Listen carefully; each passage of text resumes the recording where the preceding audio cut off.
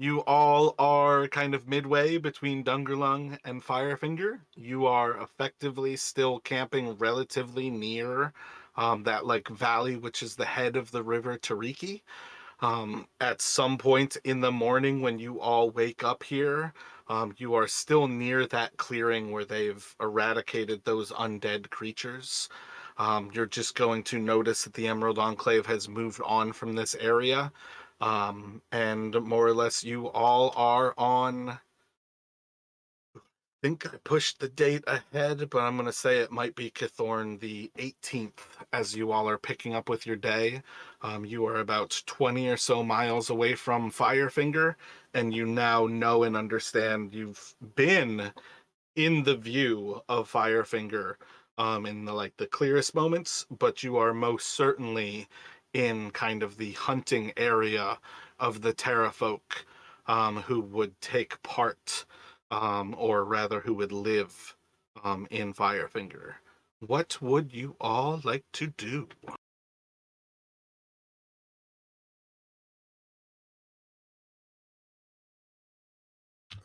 So Jarek just wants to clarify with the group.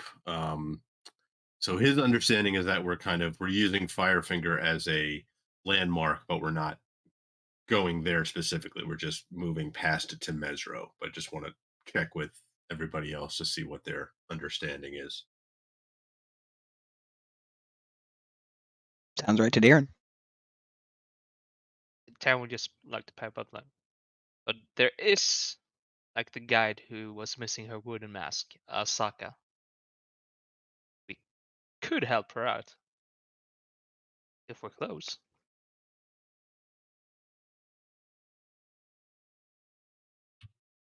Suppose it might not hurt to have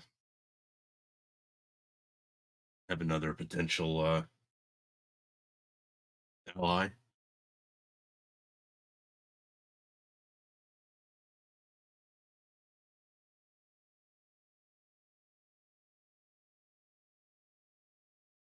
And I believe the Enclave did say that if we did manage to get up there, we might give us a good vantage point for seeing what might else be going on around. Yeah, they basically said once you're like from the pinnacle, you can pretty much see the entirety of this peninsula. I don't think you'd be limited pretty much by anything except for the actual mountain ranges. Could give us a good view of the Mezro ruins, I suppose. I'm up for it if you are.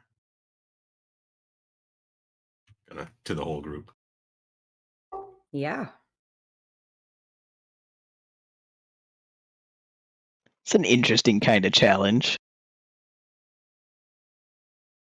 Only wish there was some way to anchor ourselves to the ground to reduce the risk of being plucked into the sky and dropped.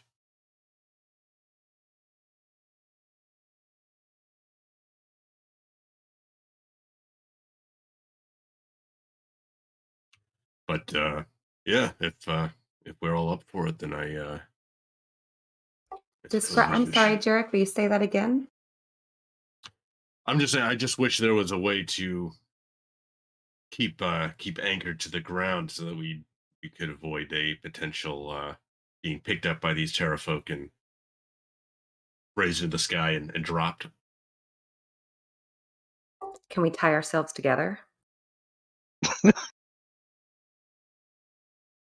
That sounds like a quick way for all of us to get picked up and thrown off. Yeah, could be risky. I could Well, we figure could that pull out. them out of the sky, right? If we if we were strong enough.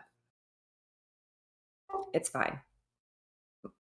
I think it's more of like a being. Is it like, do they fly up or do they toss you up and throw you away?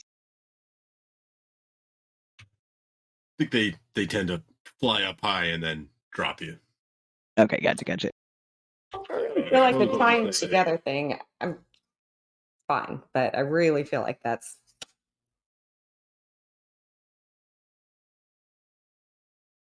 suppose what I'm saying is just keep your eyes peeled for threats from above.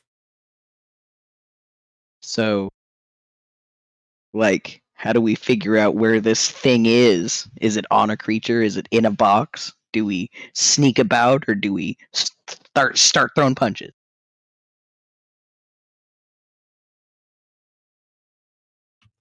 Just the I think the only thing we know is that it's on the Firefinger. So not much more than that. We don't even know what the mask looks like, more than that it's a wooden mask. Yeah, I don't think anybody's actually spoken to her. So you are basically going off of, I think, what is her like job posting of Sidar, I think it is, essentially says, if you hire me, I'd like to go to Firefinger and retrieve this mask. Oh, I thought it was Asaka. Oh, it could be Osaka. That was me guessing. well, I suppose if we find more than one mask, we just take them all and sort it out later. Walk back into Port Nine, sorry, with like 900 masks. Was one of these yours? I know how to tell which mask it is.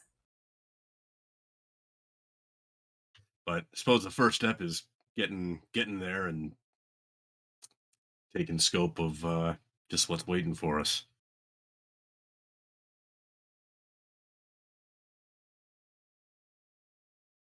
So, to the Firefinger then.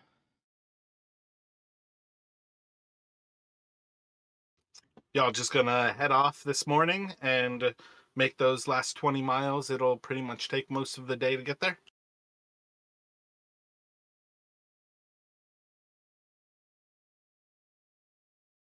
What could possibly go wrong? So we either do that, or I suppose another option is try and hunker down for the day and then use the night to get there, travel there. Take more time, but they might be less active or less likely to spot us at night.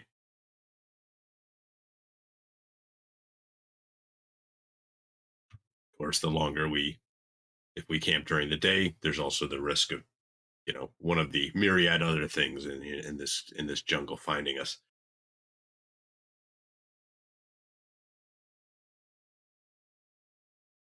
Maybe a 6 of one, half a dozen of the other situation.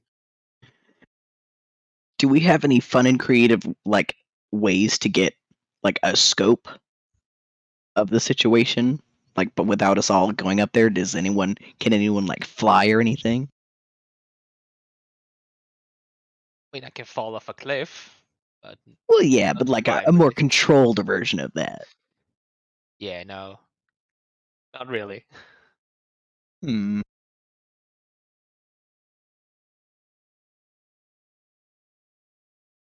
You could ask Yarrick if he can throw you really far up in the air. Play any football in college? Yeah.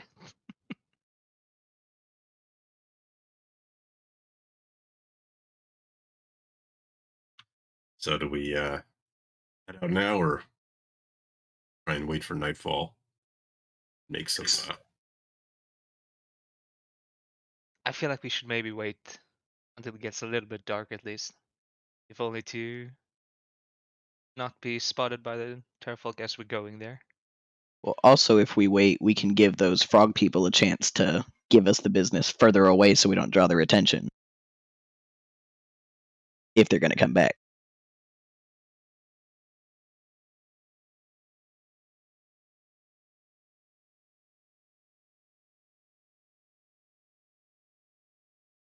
I'm going to let you guys decide. I'm down for either. So Taryn, you think maybe try and hunker down till dusk at least, and then start off? Yeah, that's my vote at least.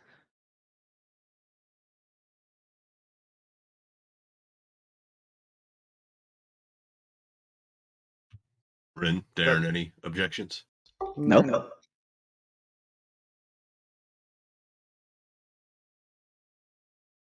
All right. So if you guys take it easy for this day here, let me just get a perception check from you all. I guess no, don't do perception. Do intelligence.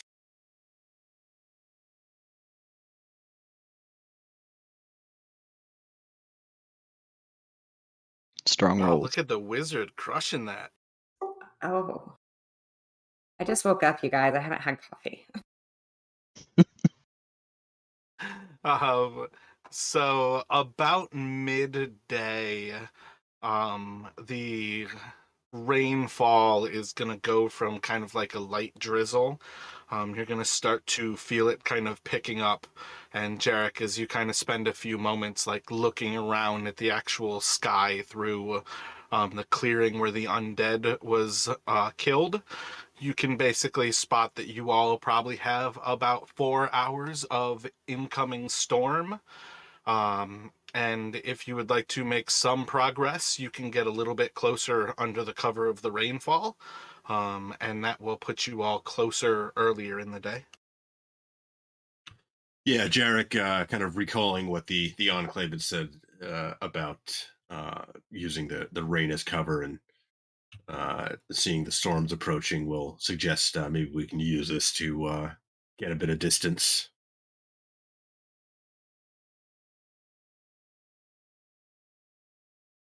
Yeah, that sounds good to me. Darren seconds. Let's go. And as far as survivals go, I feel like it's gonna be Darren and Jarek. Yeah, I think that's pretty good that it's going to put you all probably within like 10 or so miles of Firefinger. Depending on if you stick closer to the river or you start to make your way inland, there's going to be points where you all can see like hints and glints of the actual structure up above. Nothing that gives you like a long time to study it, because you know that if you can see it, they're likely able to see you. And that's precisely why you are traveling under the cover of the rain and hoping to travel under the cover of night. But you all are able to cut your distance to it by about half in these hours of rainfall. It's kind of early in the afternoon as the rain starts to break and kind of return to more of like that last little like drizzle that's can often just be like the wind kind of dripping it off of the trees just as much as that it's kind of like misting from the sky. But you all can kind of return to kind of like a hunkered down semi rest here. And Jarek would be kind of suggesting we, as much as we can, also try to avoid too many as we get closer, too many like open clearings. Maybe try and also use the tree cover where we can to um, kind of put a crimp in the Terra folks' mobility if possible.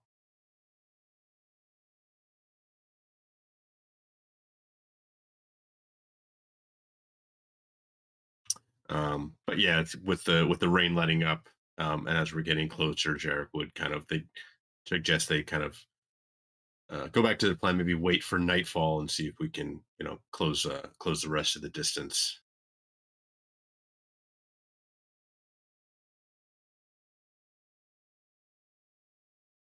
Sound plan. How long do we plan to be here, you think? Like, how much longer until dark is it?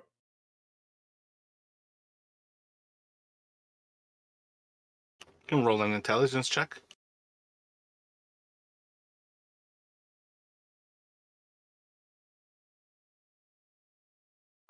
Okay. The sun is definitely above your head on some level.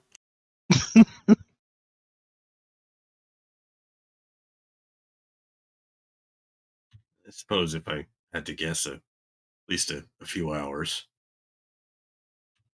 traveling for about 4, left around midday. Awesome. Okay, cool. Thank you for that.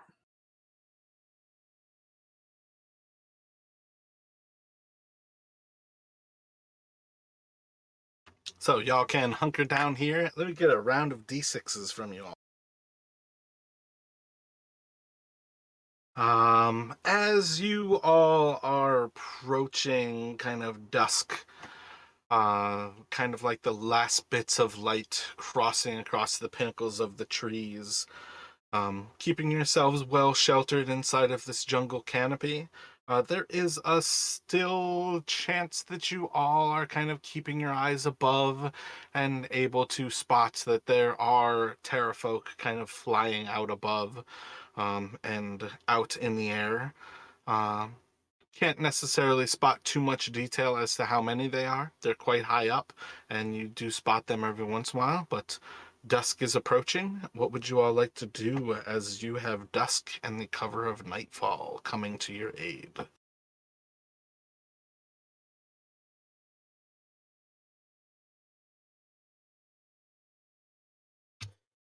Once again, suggesting trying to maybe keep an eye to the sky. Don't know how good these things' eyesight is, but the Emerald Enclave kind of knows what they're saying. Jarek would suggest that we maybe start moving again.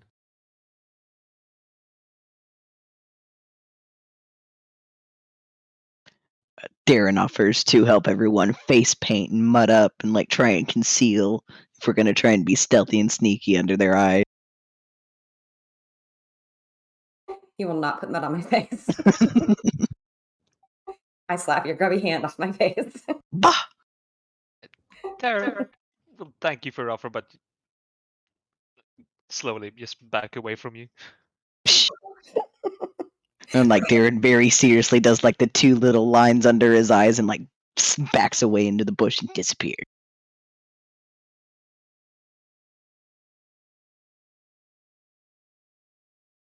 Do you actually have a disguise kit that you are trying to put yourself in disguise? No, just mud and for flavor mostly. But he is like pointedly trying to be very stealthy and stuff and sticking to the sides of clearings as Jarek suggested.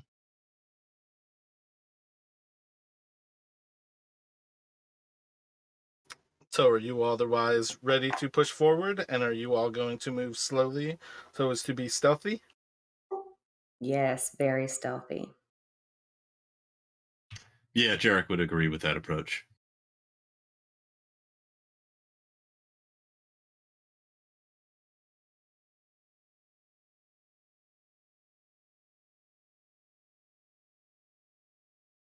Let me get a round of stealths from everyone and a survival from Jarek and Taryn.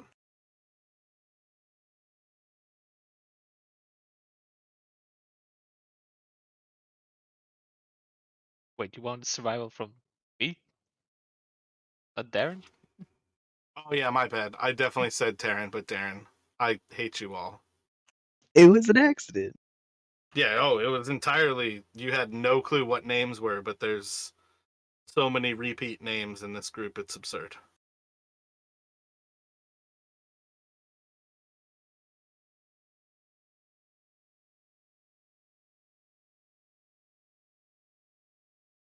Yeah, I feel like the odd man out because my name doesn't end in "in."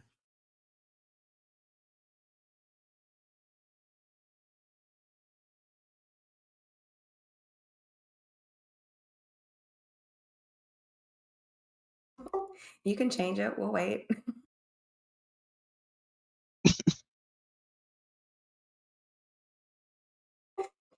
Darren, Darren. Aylin, Ren. Yeah, I get it. It's that kind of game, though. Everybody is clearly from Dugan's Hall.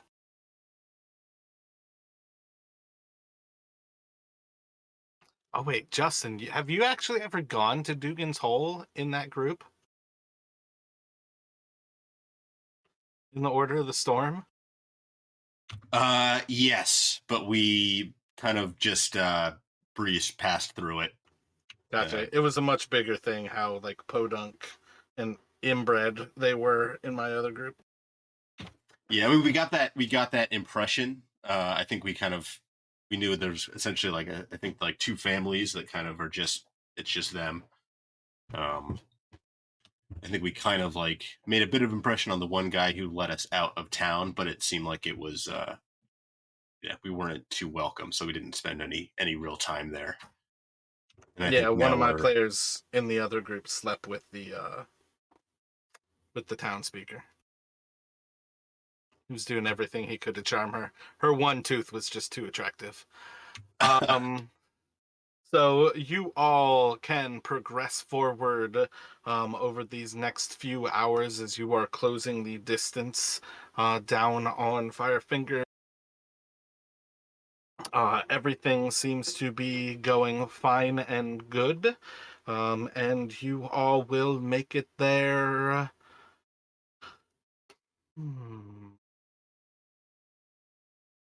I think it's probably best to take it to one more since you're moving stealthy. Let's get another round of stealth checks and another round of survivals from you. Taryn, do you have that where you roll and it's like automatically a 10 yet? Nope, not yet. Gotcha. I think that's like 11/11 or something. yeah, well, reliable talent, right? I think Yeah, that's what it's that called. sounds right.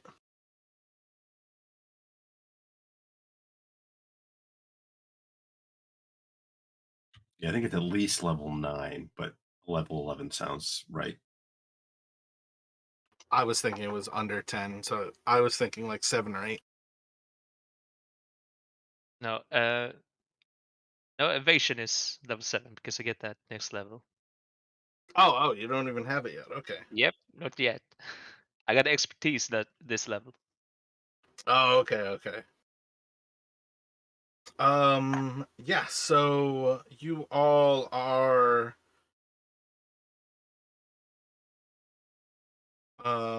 I don't think you're going to have any issues getting to the actual tower um unnoticed. So we will put you all at the base of the tower and you can think you'll be coming from kind of the southeast. You all can place yourselves on the map here. It is early in the morning, so at this point, everybody will be suffering from exhaustion. And you can determine as to what you would like to do.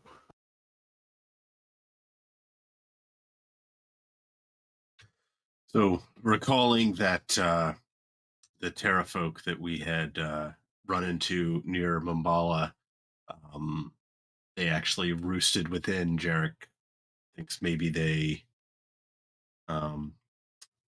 I guess, a person like in terms of if this, like when you say tower, does it appear more like natural, like stone, or is it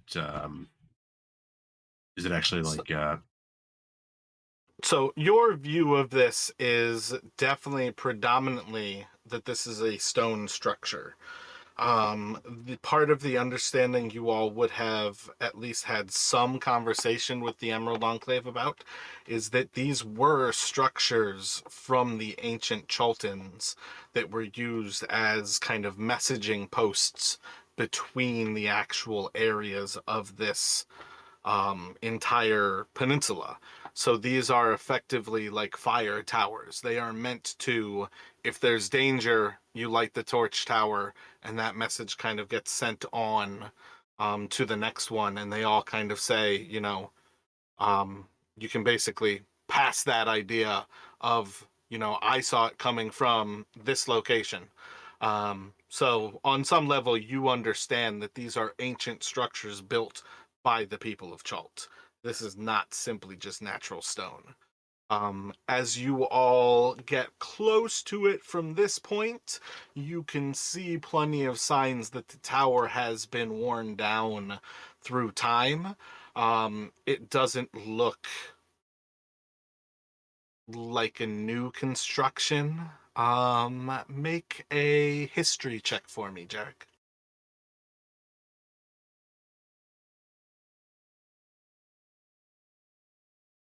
Yeah, I'd say you can kind of like basically confirm with that.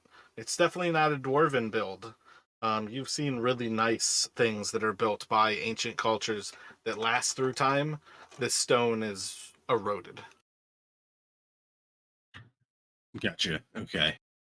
So Jarek thinks, he's not sure, but maybe there's a way to get inside the tower. Um, Maybe we should try and do a perimeter check before we kind of try and decide what our best option is. But I want to do it quickly as we can. So I think you all have dark vision with everyone except for Jarek. Yeah, Jarek would not. Yeah, and Terran doesn't have either. Okay, okay. What is it? You're a halfling, and gnomes have it. Yep, halfling. Gotcha. So you all could pretty reliably send Darren around to do a quick scope. He doesn't need light, and he's stealthy. Um, if you felt so inclined, Darren. Yeah, Darren would definitely offer that. So give me a perception at disadvantage, and then a stealth roll at disadvantage.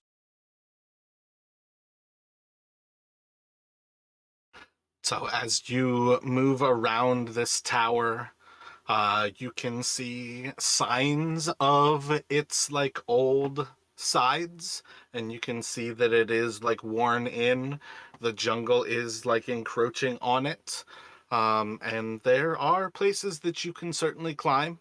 But on the southern side here, near where you kind of rejoin with your friends, there is indeed a ladder up into a little bit of a cave that seems to enter inside of the tower.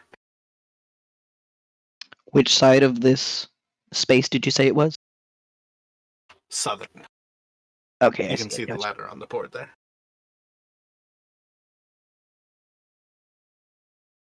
And there's no movement of enemies with the perception that I have right now.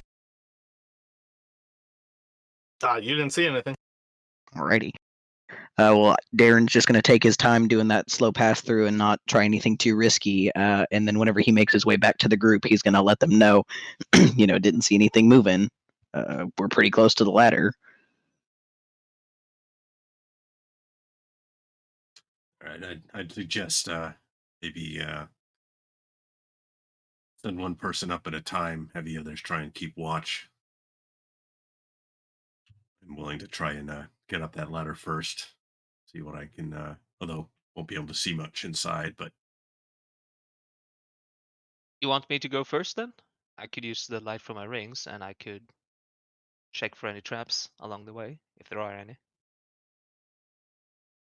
that sounds fine. I'll keep watch, try and cover you. Darren will also watch.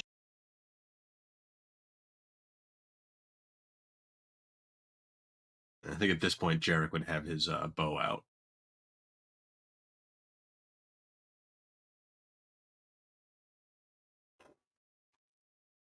So you all are staying in that kind of southwestern corner while Taryn goes up the ladder? So I think Jarek would kind of follow a bit behind him, maybe keeping like 20 feet or maybe 15 feet since he can't see very far at night. I think you would be able to see me at least, with my rings glowing. Because that gives off a light.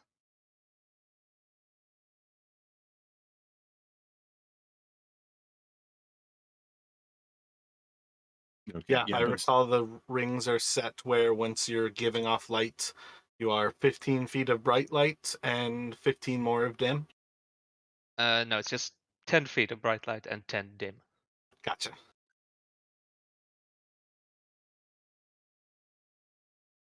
yes, I think Jarek would be sticking about 15 feet behind him, like as he goes.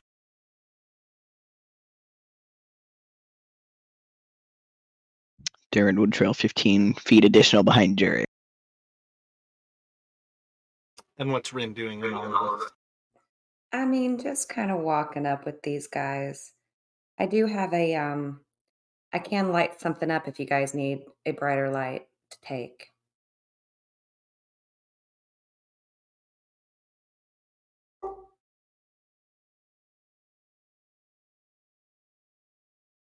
But I'll bring up the back.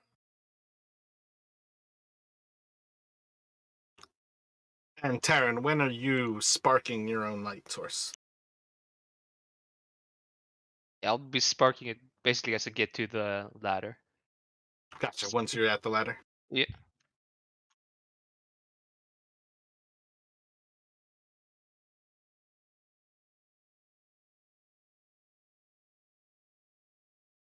So you can approach, see signs of the ladder. You can see, what is it? I think it's about 15 feet or so up above you.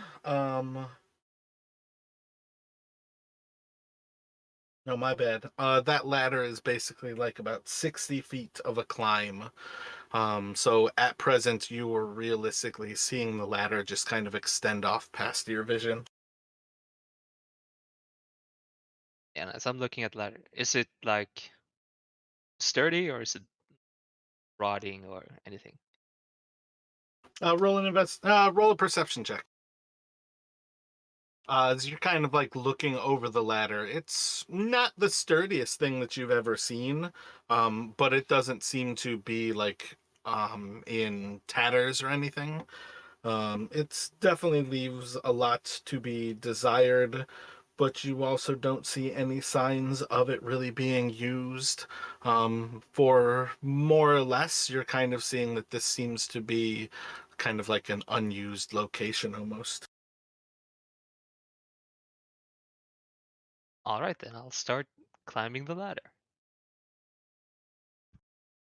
Let me get a strength check from you, or athletics if you have athletics proficiency. And again, you all should be exhausted, so this will be at disadvantage.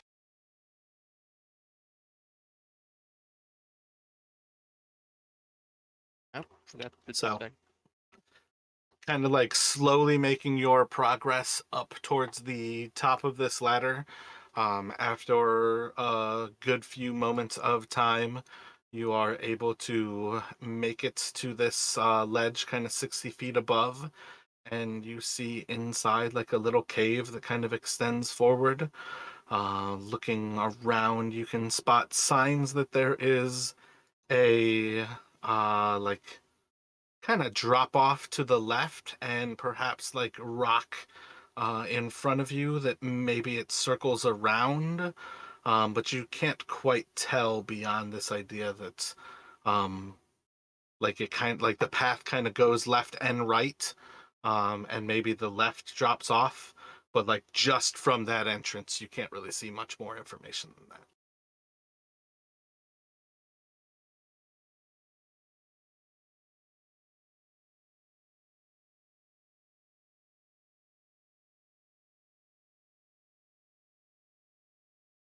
What is everyone else doing as he basically climbs away from you?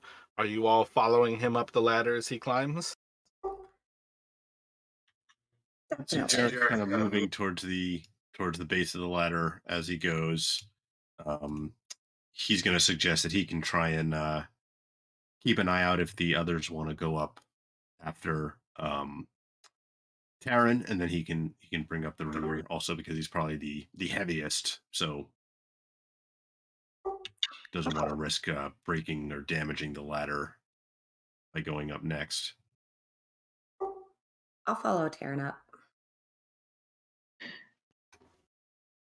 Yeah, and Darren will carry on after Rin as well. Gotcha. And Taryn, what are you doing as you get up there? Are you waiting for them to all get up there, or are you kind of starting to head in? I would look down first just to see that they're actually moving up, but if I can Gotcha. see So them going up the ladders. if you see them moving up the ladder, you're going to start moving in? Yeah, just a little bit to get a better view. Gotcha. So I think I heard basically Rin and Darren will be kind of following from their distance, and they're probably what do you think, like 30 feet, 60 feet? Are you guys waiting for him to get all the way up before you start climbing? But when you are ready, let me get athletics from the two of you. I'm not going to push the integrity of the ladder, so I'm going to wait for him to get to the top and kind of look over to see if there's any danger and kind of watch down when I start to climb. And is her hesitancy too much for Darren? You're just going to start climbing over her and like put a foot in her face and just start climbing up the ladder? No, I'm not gonna put my foot on her face, but if she does like, take a deep breath and like pause, he's gonna scurry up before her because he is like, half the size and wants to take a defensive position behind Taryn It's a pretty good quick. way to give her that mud camouflage you're trying to add for her. That would One Why, little be why foot. don't you go rude. ahead? Why don't you go ahead, Darren? Well, thank you. So, Ren slides over on the ladder. Shove. as the two of you start to climb, and as Taryn starts to move inside, we are basically going to have you all jump into an initiative here. All right, I want to do it the cool way. So I'm going to click on my icon with the left. Yep, if you click on Rin before you click initiative, it should add you automatically to the list. Did I do it? Yep. Or did you add me? No, last thing I do is always adding people. Does Jarek's exhaustion negate the advantage on initiative that he gets from his blade? Yeah, I think it's going to put you to a straight roll. Okay, so then 13 is correct. Yeah.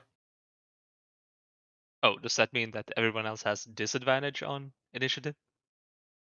Yes, technically speaking, all of your checks are a disadvantage. Oh crap.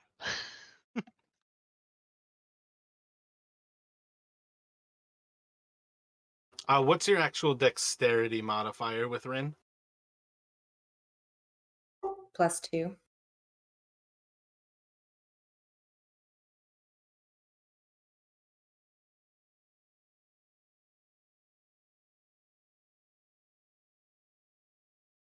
But I have something that makes my dexterity 13, and then that +2 for my mage armor. Is that what you're looking at?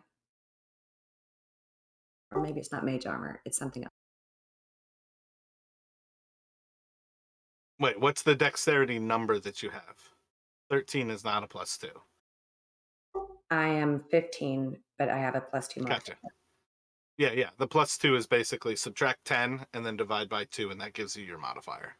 But yeah, that's what I was looking for. Your chronergy is why you have a +5 for your initiative rolls. Okay.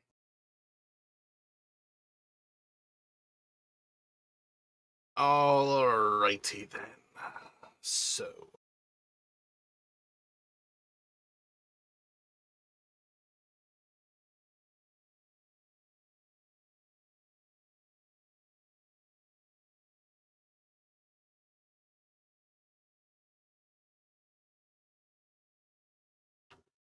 Taryn, as you begin to move into this cave,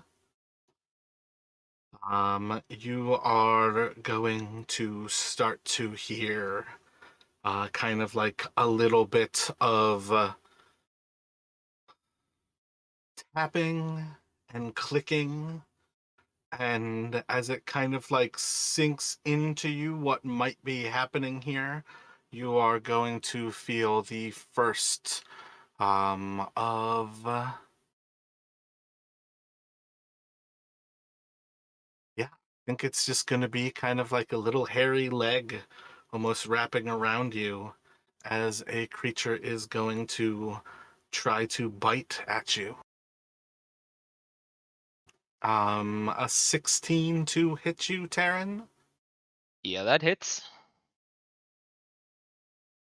I think I'm gonna need a Constitution saving throw from you with this one.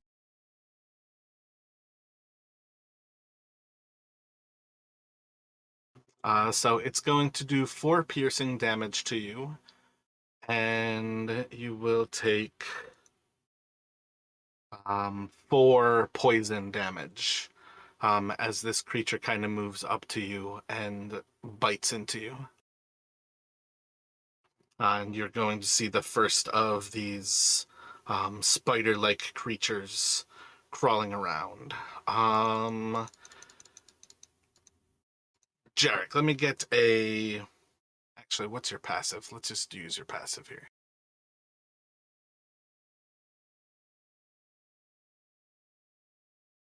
You got a 10 passive perception. At present, I would say Jarek does not yet understand what is going on, so you are effectively surprised here. You now have reactions. I don't think it will affect anything as far as this goes. Okay, I think technically I can't be surprised with the blade, but Okay, yeah, so at this point, the blade would be warning you that Taryn is in trouble. You have the other 2 people halfway up the actual ladder. If you would like, you can make your athletics to get up basically behind Darren. Or you can do... There's not really a double disadvantage. You could sprint, like you could take your action to like double your movement, and try to crawl past them to make it up there in one go.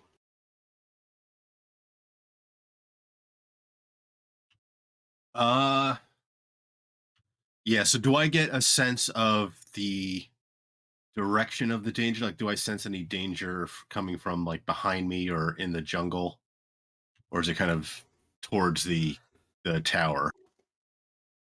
Yeah, I mean that's the thing where like I don't think the sword is that smart for one. It's Taryn who's getting ambushed here. And that's part of why I would say you are effectively surprised, even if it's more that like you're not being attacked here. That's part of why I said it like that.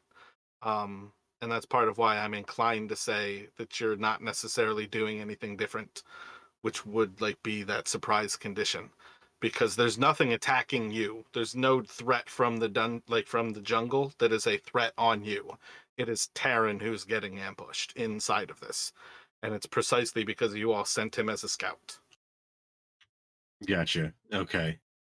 If you Um, want to use that as a reason that you actually start to go up the ladder before kind of following suit on this idea that you shouldn't be on the ladder at the same time, that's fine. But I think this is a stretch on what the magical item does versus this particular situation. gotcha. I think Jarek is he might move closer to the ladder, and he's going to call up to uh Taryn.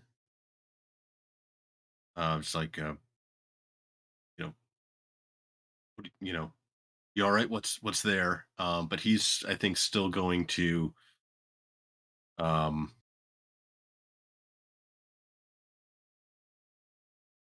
He's 60 feet away from you at least. Let me get a intelligence check from you real quick.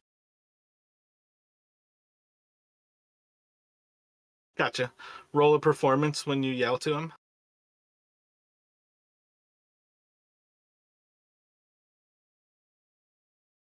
Gotcha. So what do you want to say to him? uh what do you see? What's up there?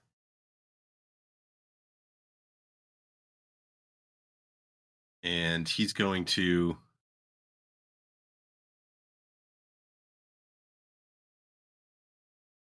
yeah, I think right now he's just gonna hold an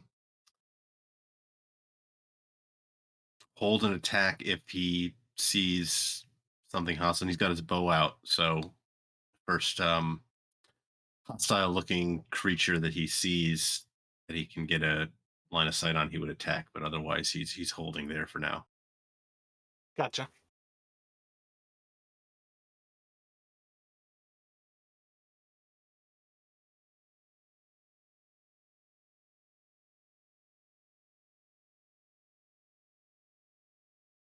Another creature crawling along the walls is going to reach out and try to touch you. Let me get another con save from you.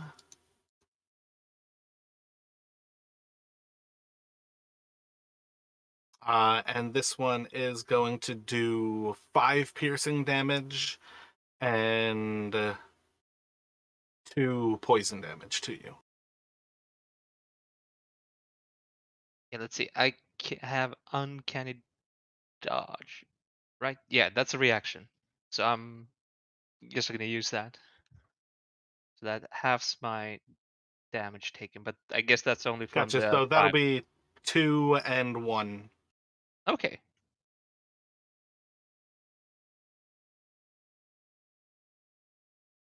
And then it's going to be your turn to do what you would like to do here, Taryn. So do I hear Yarrick at all? Yeah, when he yells up to him, you definitely do hear him. Okay, then I'll just quickly yell back to him like, "There's spiders up here, giant ones! Help!" And then I'll take a swing at the one to my right. Oh wait, don't have my dagger sergeant, so I'll get those out. What is it? I think it's like noted as your bonus action to pull them out. Yep. So that's a bonus action. I think it's perfectly fine for when you got to the top of the ladders that you spawn those. You don't have to use your bonus action in this turn here. You guys know you're in a hostile position. I somewhat expect you, when your hands are free, your first action should be to be donning your weapons. So for what it's worth, like, your character can't really be disarmed. I think when you reach the top, you should have spawned those. All right. Thank you. Then I'll attack once again the one on the right. So let's see. That's just as much me saying, like, in the future, when you reach the top of a ladder, take the time to tell me I'm spawning my daggers, kind of thing. Yeah. Try to remember that. In the same way, like Rin, I expect right now you have 2 level 1 spell slots gone from casting Mage Armor. Like, I expect you to have cast Mage Armor all day already. Well, I did have one, but not the second one. Yeah, you guys have been traveling for beyond like a single 8-hour mark, so I expect you to have 2 kind of used. Otherwise, you have to like cast it if you're not going to assume that you're always casting it. That crit's going to do the full damage, so I think that is. Holy shit, that's a lot of damage. I think that is 7, 13, 33 damage. Well, what? Wait, does it do the sneak Noise. attack too? That's Yeah, right. you get sneak attack when you crit. You don't Oh, I have do. disadvantage on your attack. That is nice. I did not know that. Right? Isn't that correct? I'm not I sure. don't. I haven't I have my... heard that before. All right, that could just be my mistake then. I have a feeling you can still kill the spider even without that, but I was thinking you had it on a crit. Yeah, it's only going to have 10 hit points, so it's going to die regardless. Poof. So that's your first attack. All right, then the bonus action on the one to my north. Let's see.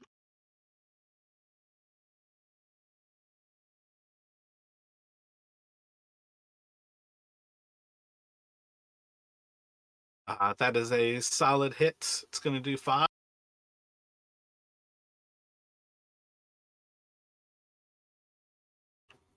Creature is mortally wounded.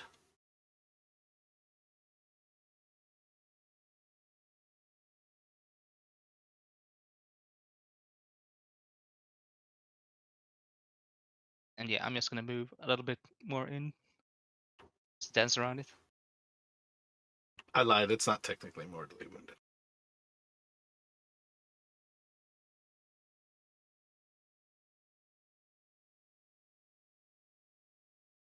But yeah, that's the end of my turn.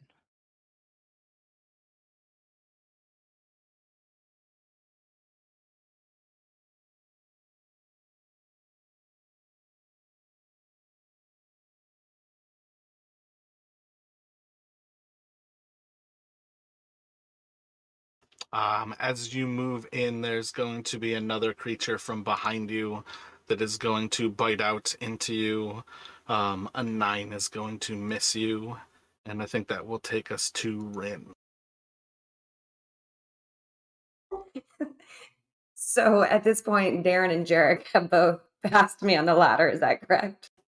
I do not believe Jarek has gotten on the ladder. I think he's still at the bottom, and you are above Darren, so you can take your movement to get to the top of the ladder here.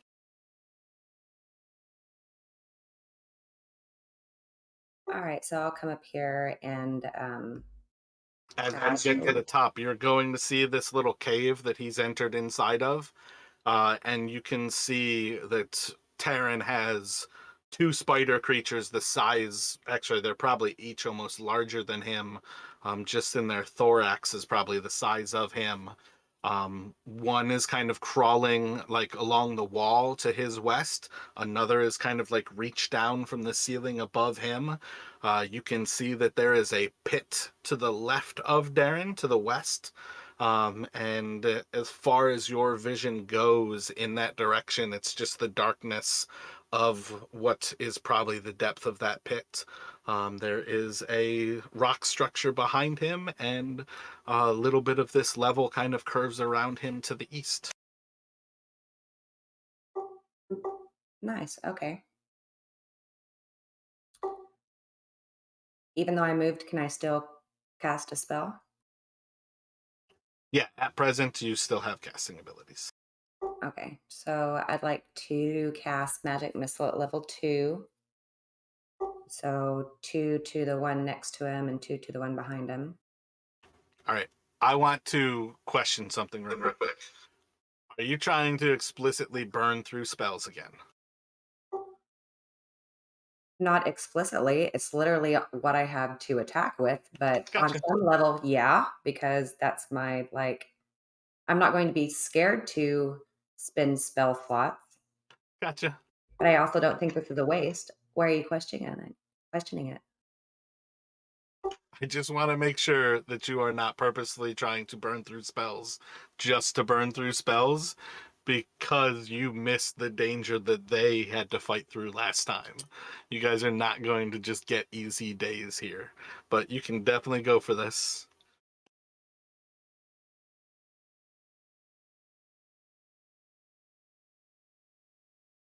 What is the missile expenditure that you are going for right now? Like what level?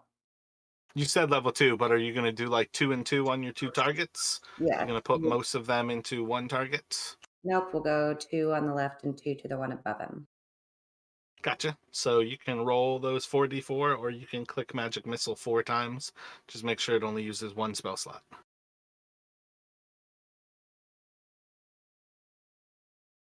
As the magic missiles plink into these things' carapace, each of them will be very mortally wounded at this point as you look over at them. Any other bonus action from Rin? Otherwise, it's going to go to Darren. No, I'm good, thanks.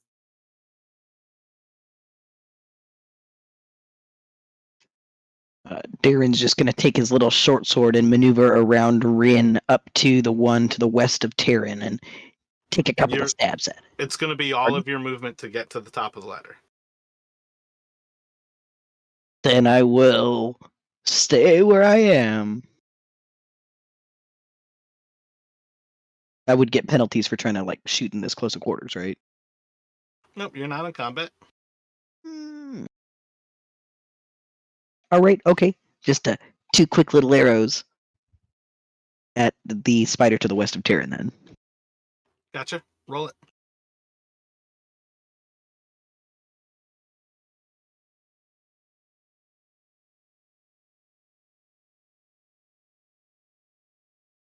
Roll for the damage.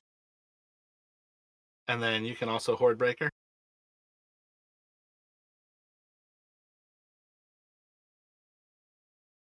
That one will miss. And then the other damage on the one, or the other attack on the one to the west of Darren.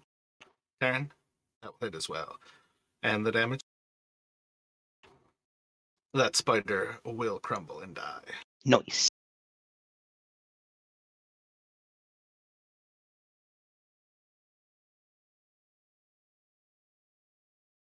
And I believe that will take us to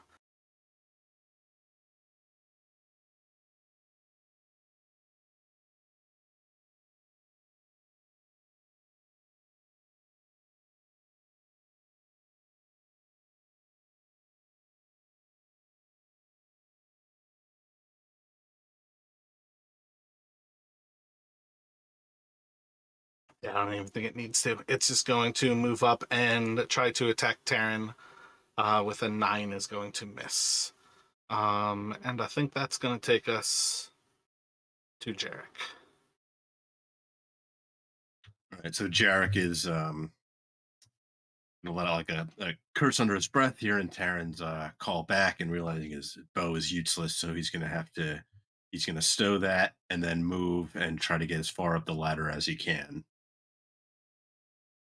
You can effectively, if you take the dash action, make it to the top. I just need an athletics check from you. Okay, I wasn't sure if stowing the bow would be my action. It can be your free action. Gotcha. Okay, yeah. So then he'll dash and try and get as far up as he can. Yeah, you can't technically get off of the ladder just because it's the perfect distance that they can't get past it. But you are technically at the top. Gotcha. Okay. And I think that will take us back to Terran. You've got one of these creatures basically on the ceiling above you to the east, and one of these creatures on kind of like the wall to your north. As far as things go, it's not like to say ceiling like you can't attack it. It's to say ceiling, these are spiders. All right, then I'll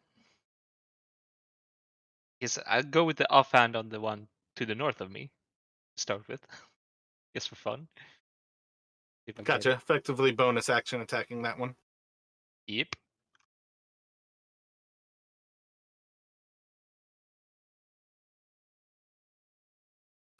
Solid hit, and 4 damage that will kill it.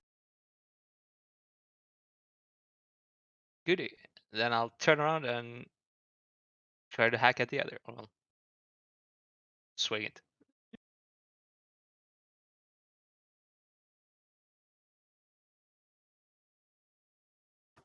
Solid hit, and that one will do 8.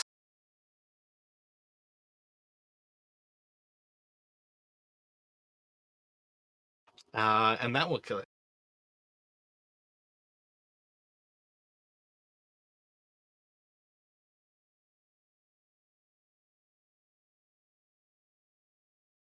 So, Jarek, you are able to make it up here in just enough time to hear as silence kind of crosses over these caves, and it would appear Terran has taken care of most of the threats, with a little bit of help from Rin and Darren. Well done, Terran. Sorry I missed it. Town will just like dust himself off a bit. Yeah, no worries. Had it all under control.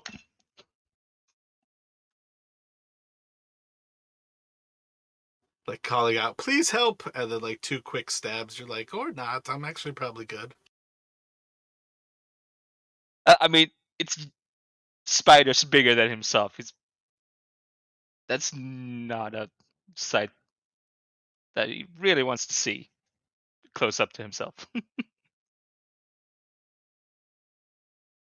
Jastin was my character with the fear of spiders. Jarek is claustrophobic, which doesn't bode well either in these caves, apparently.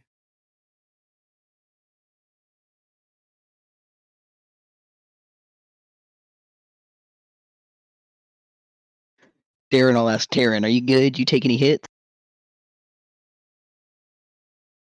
Well, one of them got me a bit, but I'm fine. Barely nicked me.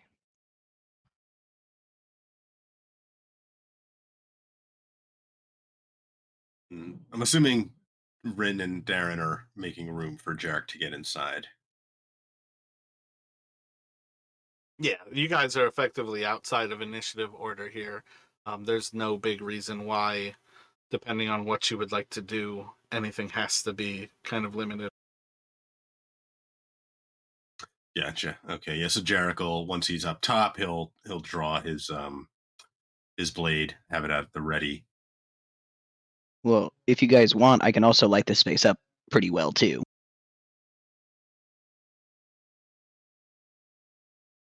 But not if we're still trying to be sneaky. I, for one, probably won't be able to see much without some light. I think Taryn, your daggers, are they still lit? Yeah, they're still lit.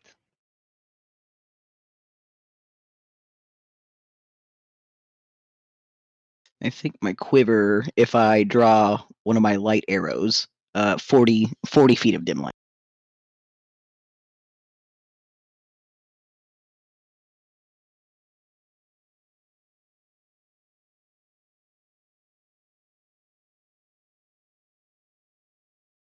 When you say if, is that you saying you are doing it? Well, so and that's Because something I if to wanted. me does not say you are doing it. Yeah, I still was waiting on a consensus from the group, but also I was just wanted to make sure with you. Like, if I draw one of these arrows, can it basically stay lit until I draw another arrow? It is effectively the light cantrip. So I would say we'll put a time limit on that, but it is definitely not a short amount of time. Yeah, as long as you guys are good with it. Yeah. Seems like Yeah. a decent source of light. And it's better than it's me being the short little torch. And I'll cast light on Jarek's sword if Jarek would like that. And then You can that's say 20. also. Oh, okay. That's 20 foot of bright light and 20 foot of dim light, so 40 feet. On the blade or on the hilt? Whatever he'd like. Yeah, actually, right now it would just be the hilt. Or he would suggest that she cast it on the hilt. All right, the hilt it is. So that'll effectively mean, Jarek, you can't turn that off.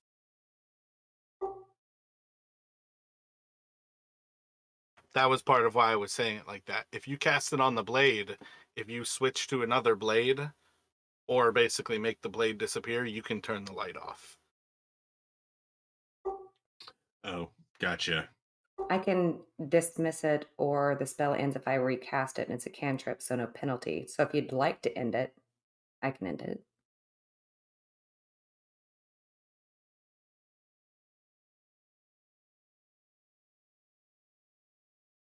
Yeah, perhaps if you're the one who can end it, it might be better to catch something that you've got on your person in case we get separated. I can use a sword. I'll pull out my short sword and light it up and hold it with my thumb and index finger. These hands are made for casting.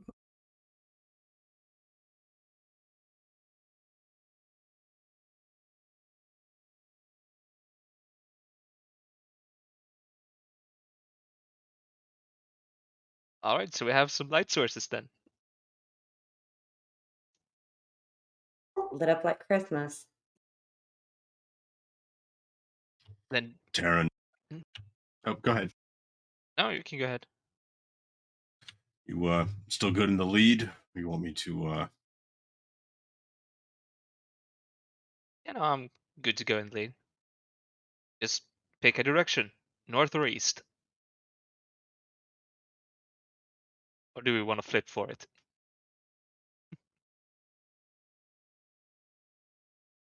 north seems fine to me. I'll stay close. All right then, everyone ready? Let's get it. So from where you all are here, you can see that there is that pit. It pretty much goes down the depth of your light source. so you have a pretty solid idea that it's about 15 to 25 or so feet deep. And on the kind of north, slightly west side of the pit, that there is another little corridor of cave that goes off kind of northward and seems to arch around to the northeast.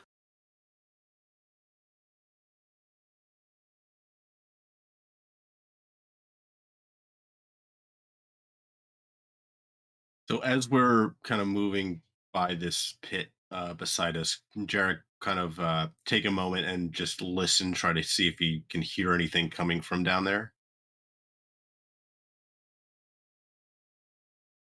Yeah, go for it. Roll a perception check.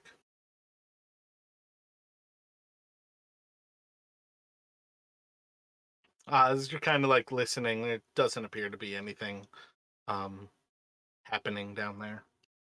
Doesn't really appear to be anything happening around here.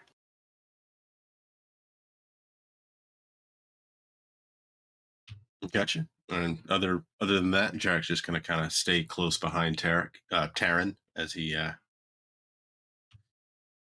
takes the lead. Darren will follow up with the rear. Is that the name of my next character? Tarek?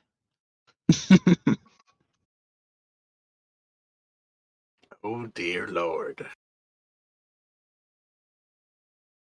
Every character has to start with the last three letters of the previous character's last three letters. So you all share 6 letters with 2 other people. Oh god.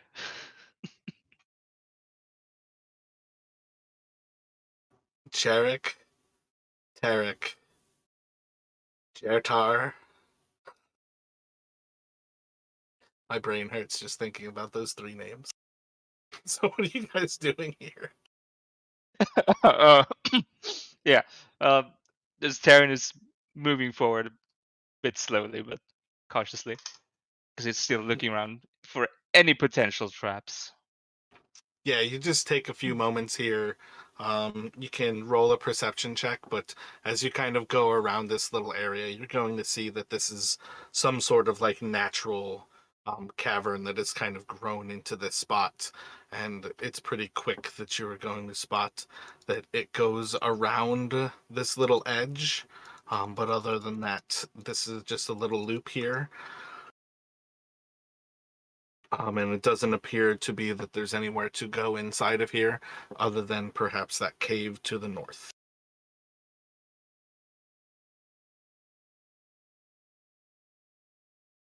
All right then. So, guess we're going down the cave. Unless anyone else spots something that I missed.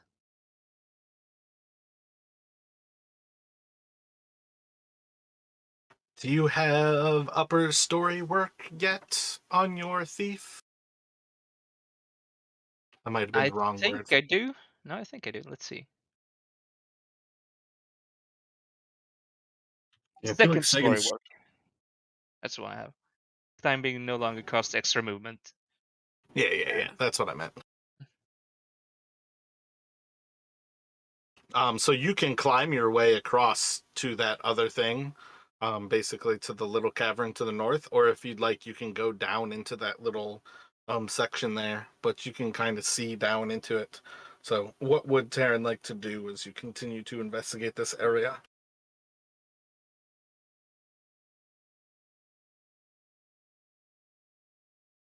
I am curious about that cavern to the north. And climbing is something I haven't done yet, so that could be fun. But if I'm climbing over there, I'm probably gonna. I think I have some pittance and a rope, if so I can maybe make some way for the others to get across. Gotcha. Let me get an athletics, and you can have it as a straight check if you're going to use climbing equipment. Do you actually have a hammer and like climbing equipment, or do you just have the pythons because you're a rogue? Because rogues start with pythons, but Yeah, I like think having climbing equipment is a completely different story. And I don't have the climb equipment, I think, but I have a hammer and I have pythons and rope. Gotcha. You can do a check here. It's still going to be a disadvantage. It's a pretty low DC. Um, I would say when people want to fake climbing gear, you forget how important that harness is for the actual falls. A rope harness is a really great way to break your back. Yeah, I can see that. What was it? An athletics? Yeah, athletics.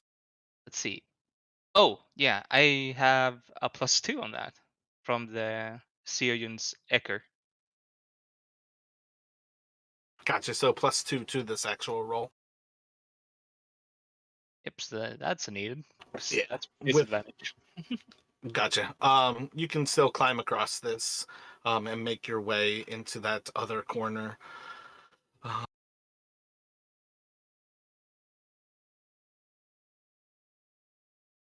as you kind of get over there, you can see that it kind of rounds the corner, and kind of like expands off in that direction. Think at this point you probably have a little bit of a clue that it starts to like go upward, but you'd have to like expand on like where you're going before you actually see that this seems to be like an erosion that kind of like chimneys up this structure. But you can set up the actual ropes for other people to make their way to climb across here. So as everybody is joining you, I need everybody to do an athletics here. Still, everything is a disadvantage. It's just a low DC. Jarek will have 0 problems. Rin has no problems.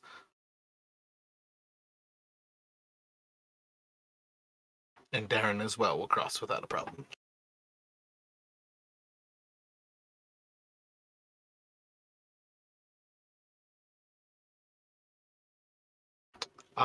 So I'd say here's the question. Are you leaving your pythons and your rope behind? I'd say you've probably got 2 pythons in the wall right now.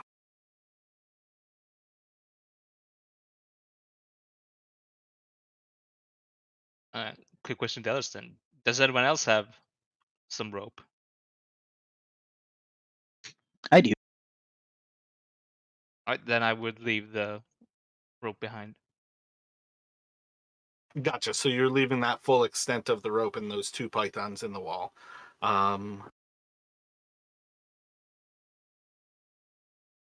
Yes, for now at least, because as far as I know, we're probably gonna have to go back this way too. That's what I was thinking.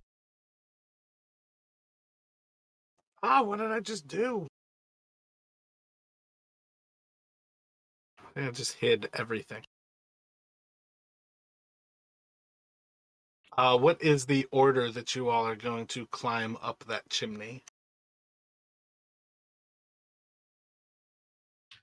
We keep the same order: Taryn, Jarek, Rin, Darren.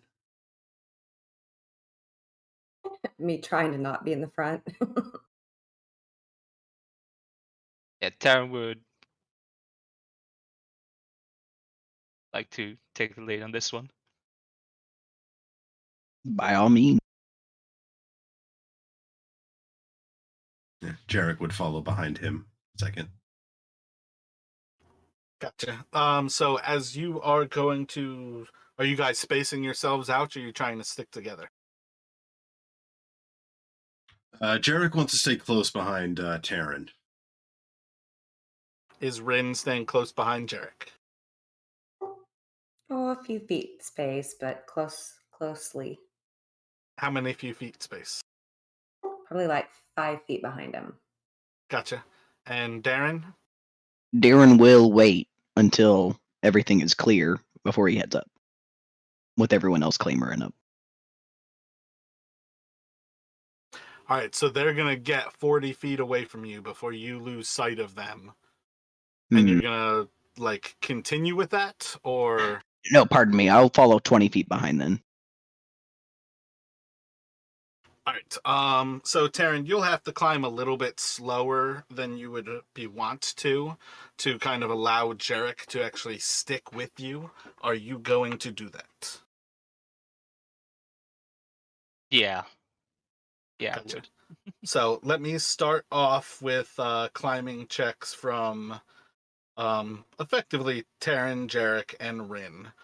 As you all take to this wall and start to climb up, still with your rings kind of lit, Taryn, you are finding there's plenty of handholds. It's not very difficult to climb up here, but there are different trickier points where there is a little bit of struggle. You're going to get wait a second, that athletics. I need one from Taryn, not Darren. Darren's still going to be on the ground before they kind of reach this first point.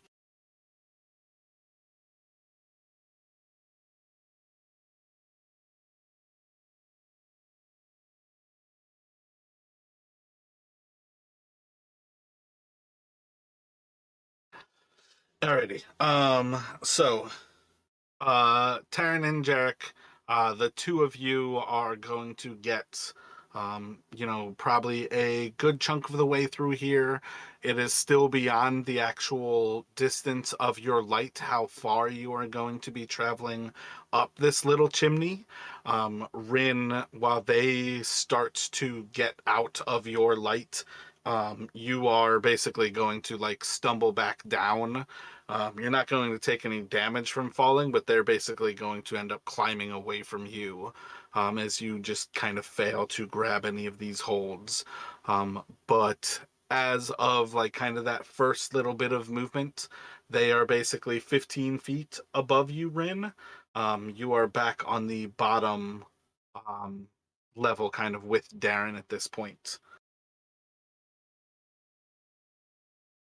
Well, I grab on and try and climb back up. Darren So- says, "You can do it." Darren, are you still going to give her this distance if Rin is basically back down here with you and Jarek is effectively inside of like just kind of darkness, like not darkness, but the black and white of your night vision. He is outside of your bright light. Yeah, Darren is gonna like still hold up the end of the line and wait for Rin to ascend and ascend pretty close with her this time. All right, what's your pretty close? Following right behind her? Like 5 feet, yeah.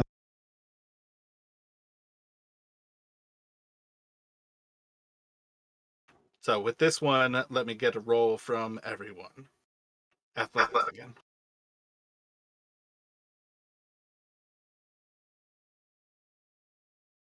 Yeah. Woohoo! Wait, you keep saying yeah, but you guys are at disadvantage on these.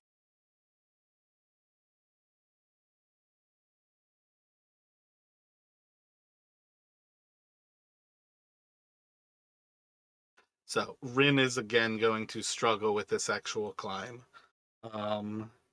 Technically speaking, I didn't actually need one from Taryn or Jarek. You guys have kind of already passed it. But Darren, are you going to crawl past Rin, or are you going to try to do something to help Rin make this ascent? What are you guys thinking as Rin seems to be struggling? Tarek and Jarek, you are basically Taryn Sorry, and Jarek, you are basically 60 feet above them. You can still see them because Rin and technically once you sheathe the arrow, it will disappear. But at very I was least, gonna say I Rin would is like still to. creating light. I would like to carry a arrow gritted in my teeth on the way up.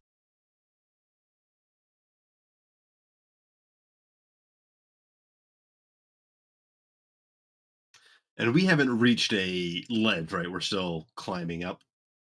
Yeah, you all are basically rock climbing through this chimney, and they're effectively like. Assuming it's vaguely vertical, you can still see them. Assuming it's kind of like twisting and turning through this little chimney structure, you might not be able to see them, but effectively they are a ways away from you at this point. So I think just as Darren is navigating, if he finds some particularly rough patches, he's going to try and stick a python out of his stash as well in the wall to try and help Rin have some grabbing points on her next try. I mean, there are grabbing points, but do you have a hammer? Yes. Do you have climbing gear? Or are you in the same situation? Same situation as Taryn.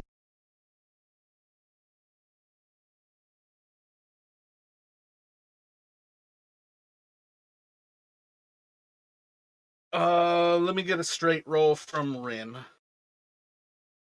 Strength? Athletics, yep. A straight roll.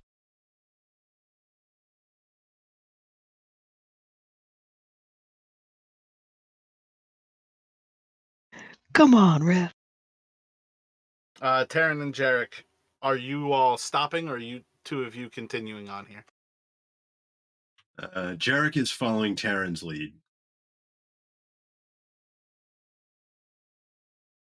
Like if And he I think continues on, Jarek will continue on. If he stops, Jarek stops. Taryn is all the more likely to not even notice that there's a problem. Because there's a big-ass human behind him. Yeah, so I'm climbing. Okay, I mean Jarek would. Yeah, if Jarek is aware of the troubles down below, he would let Taryn know.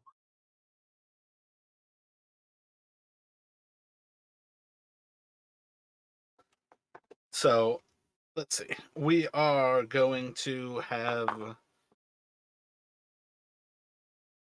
Taryn be the first to kind of show up with a view of the second level.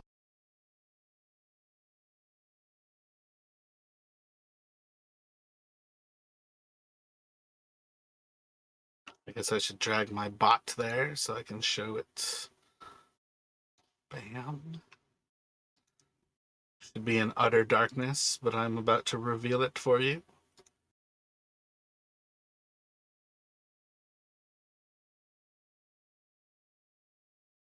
So as you are coming out of this chimney, you are again inside of a small, like eroded cavern.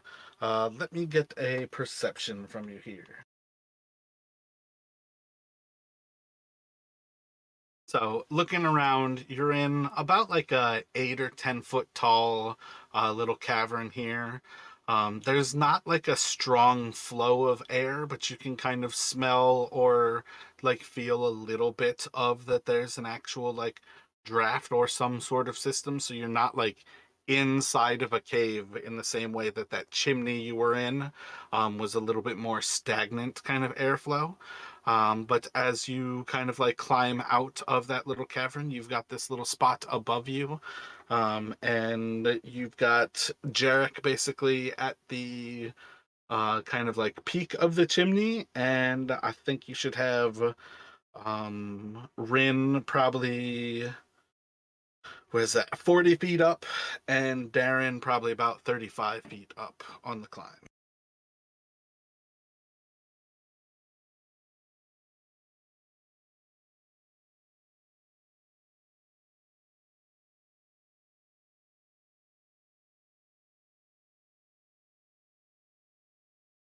If you're not doing anything special, Jarek's going to come up behind you and basically join you on the second level. Yeah, I'm just waiting for Jarek at least to come up before I move myself too far away.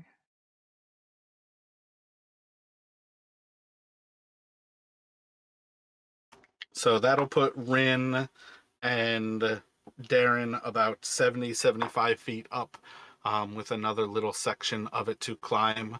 As Jarek kind of comes up into this area of the cavern, you are going to hear squeaks overhead, and I need the two of you to roll initiative.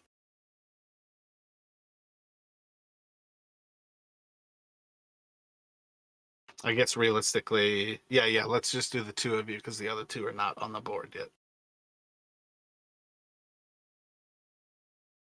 So, is this a prelude to me having another character get covered in blood?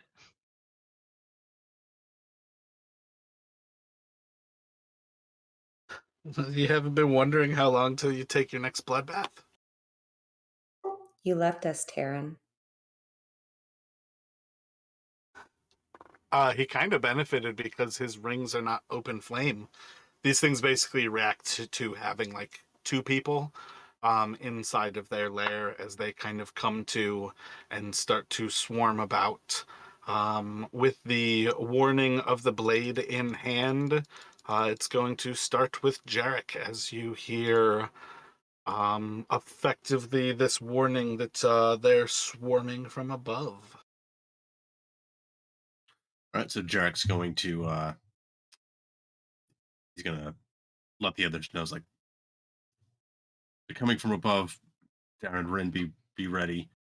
Um, and he's going to, with the kukri form of his weapon, if he can see these things to attack, he will slash out at the one to his south.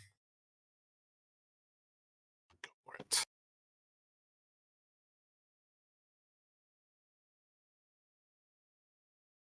Solid hit and it will kill.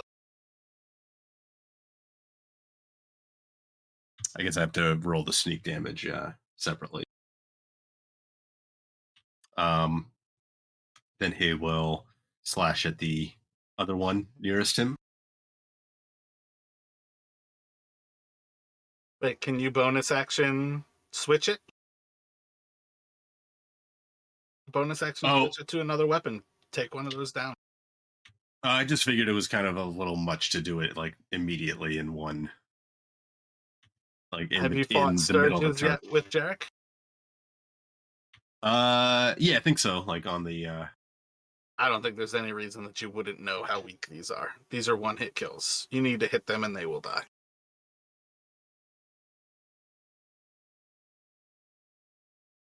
Do you want to attack it normally, or do you want to stick with that? Or like, rather, do you want to attack it normally, or do you want to switch it? yeah, I'm gonna stick with the kukri for this turn. Gotcha. So you got to kill their ban. So, do you guys see? Did you put monsters like tokens on the map? Yeah, you guys are not on this map yet. Oh, okay, I have them on a different map than you. got it. And Jarek's gonna move forward a bit. And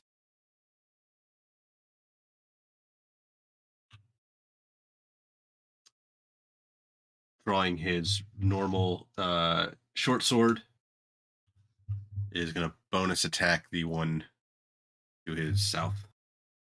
I think you're gonna have your free action be pulling the actual handle because you were just rock climbing, basically. Gotcha. Okay, then with his bonus action, he'll draw his short sword, but not attack with it. Gotcha. That's legitimate. Yeah, he wouldn't have had it out. You're right, when he was climbing up. So yeah. And let's see. The creature immediately in front of you is going to try to bite into you. And it will miss. There is one that is directly below. Well, it's below on the map. Terran. It is going to try to bite into Jarek. 17 should hit. Yep. And it's going to do 4 piercing. Yeah, 4 piercing damage to you. It's doubled up, so let's see.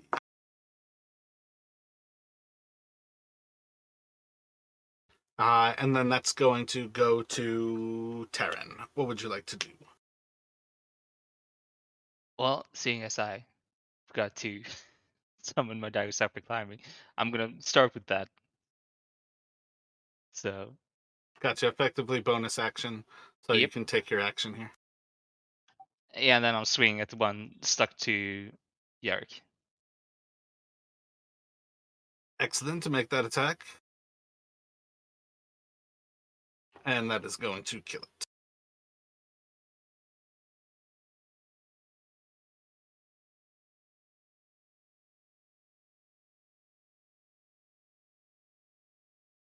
Would you like to move anywhere else? Yeah, I just moved down one, so I'm next to Yarrick.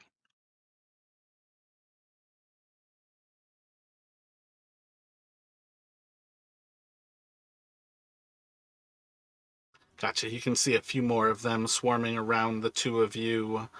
What is it? I have 5 more. So let's do. So 3 against Jarek. I think 2 of those are going to hit. 12 misses, right, Jarek? Yes. And then a 15 hits Taryn. Yes, it does. So 2 of them will hit each of you. So Jarek and then Taryn. So it'll be a total of 9 piercing damage to Jarek and 8 piercing damage to Taryn. All right, and I mean, is it feasible to me to use uncanny dodge on these? Oh yeah. You can uncanny dodge. So what you would take Half. a total of 6 damage instead of 8. All right. Let's get initiative from Rin and Darren here. Darcy will be right back. Nope, I'm right here.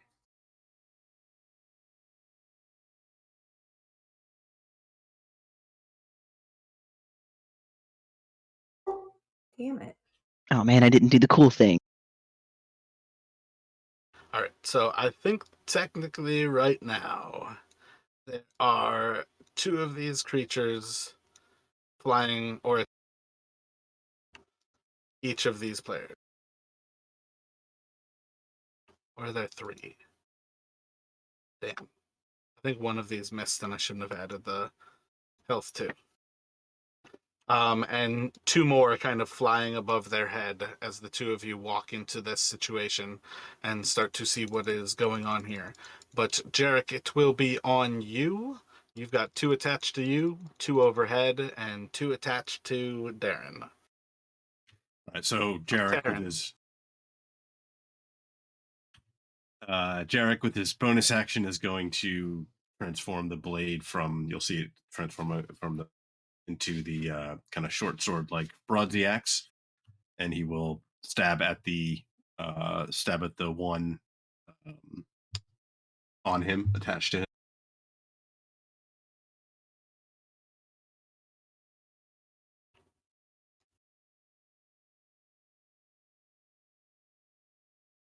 A solid hit, it will kill. And second at the other attached to him.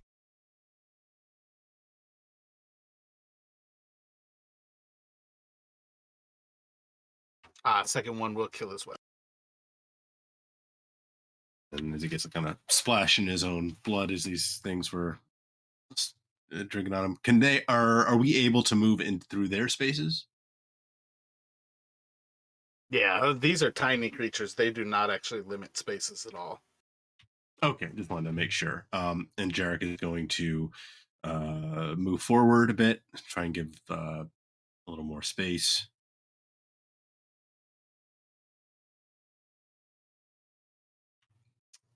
And that's his turn. Oh yeah, I guess it does technically still limit the actual space because you can't move through an enemy. Yeah, I don't think you can actually like give a whole lot of extra space as they kind of close in on you. Sure, no worries. Yeah, so he'll stay there then. Gotcha. The one south of you, it's gonna go for you still on Jarek. 14, I believe, misses. I think your AC's at 15 right now. Yep, 15 just misses. So, Darren, there are 2 of these creatures on Terran, and 2 of them kind of flying overhead of your allies. What would Darren like to do? I think Darren will just start with the closest 2 above Tyrion and would like to bonus action Hunter's Mark one of them, the northmost one. First attack, he would like to be Hordebreaker, and then an additional second attack. That was a bonus action to Hordebreaker. No, it just says on one of my attacks during my turn. Gotcha. Yep. Okay. So the first one is the one Hunter's marked.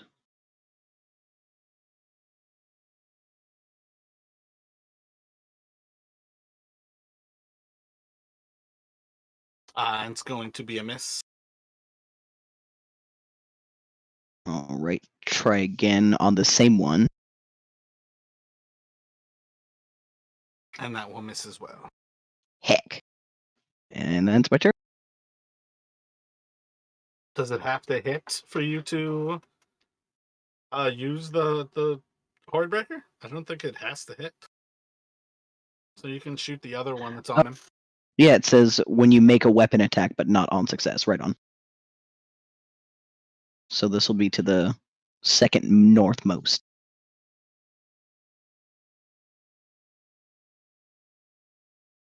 That as well will miss. Come on.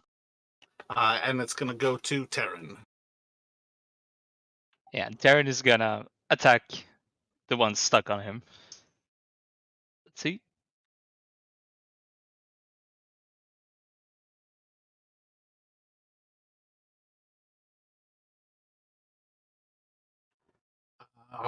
Yeah, you're going to kill both of the ones on you with those 2 attacks.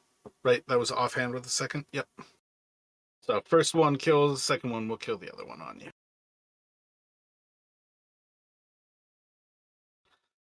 And I think there's one more Sturge before Rin. It is going to go for 3, I think is Darren. So it is going to fly over and try to bite down into Darren. I don't think I've ever actually described these to you two, but these are massive winged creatures that are quite large, but they don't have much to their actual bodies. You will see of the 2 that remain, they are still quite tiny creatures. Of the ones that you've seen your friends kill, they were getting quite bloated and large as they fill up with blood, and as they die, they explode like gigantic sacks of blood because they are sucking massive amounts of blood out of you as they bite into you. And this one too will fly over to Darren, stab into you, and it is going to suck out 4 hit points, and you will start to see this thing just fill up with this gigantic pool of blood inside of its thorax. And it will be attached to Darren as it starts Rin's turn. You've got one attached to Darren here, and I think the other one is just kind of flying over Jarek's head. What would Rin like to do? I was ready to just hit it with my short sword, but now I have to cast magic missile on everything. Right? So yeah. So magic missile at level 1. Gotcha. How many missiles are you putting into each one? You've got 3 missiles. 2 in the one in Darren and 1 in the other one. Gotcha. So roll 2d4 and then roll another d4, or click twice and the third will be the odd one out above. So the one on Darren is going to die, and the one above Jarek as well will die.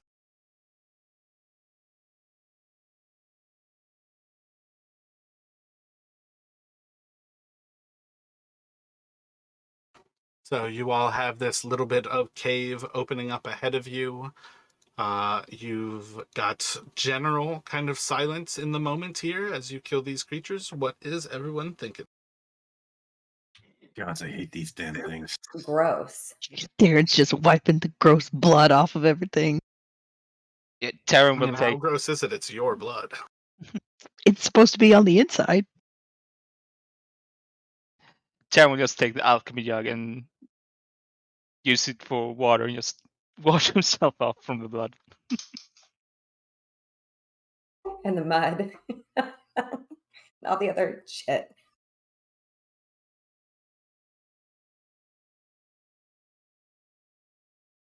Yeah, Would have been a basically. great day for mayo. Mayo and blood. Ah, God.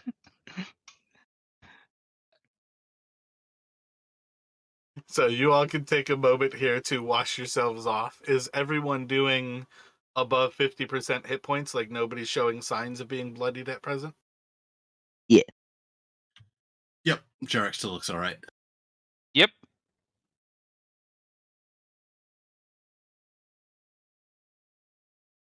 Excellent. So, what have you all in mind as you can take a few moments here to clean off some of this fresh blood and recognize the uh, entities that are sturges? Darren will make sure to take just an extra second and like step on one real good, crunch it up. Yuck. Taryn, yeah, you still good to lead? Yeah, I'm still good to lead. Just don't judge me if I hide behind you if more Sturges come, okay? I'm right behind you. So as you round that corner, you can see signs that the little bit of a tunnel kind of extends up to the north, and it seems to extend down to the south as well, but it is effectively a T ahead of you.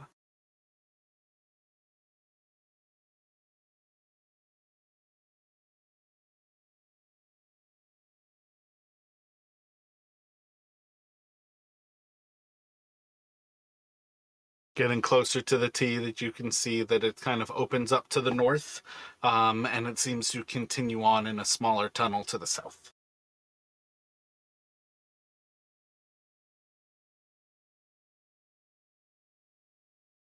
I think probably another step, you would be able to see that the tunnel to the south opens up into a void of darkness, whereas the tunnel to the north seems to be like a small little kind of like cavern again in the same way, where it's like not a room, but it's kind of a room.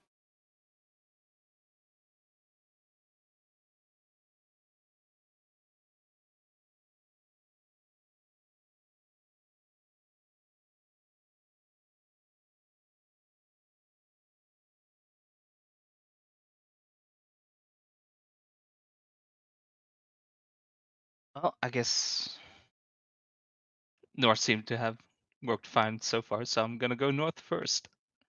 See if there's anything there. Gotcha. So you just kind of come around into this like small little alcove. Doesn't really seem to be anything. Um, Whatever the cavern is, it like dead ends on the side.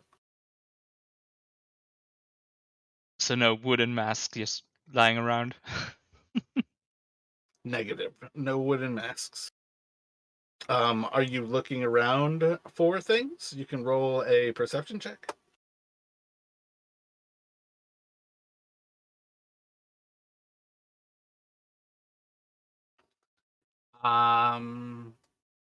Yeah, I think you can find um roll an investigation here for me.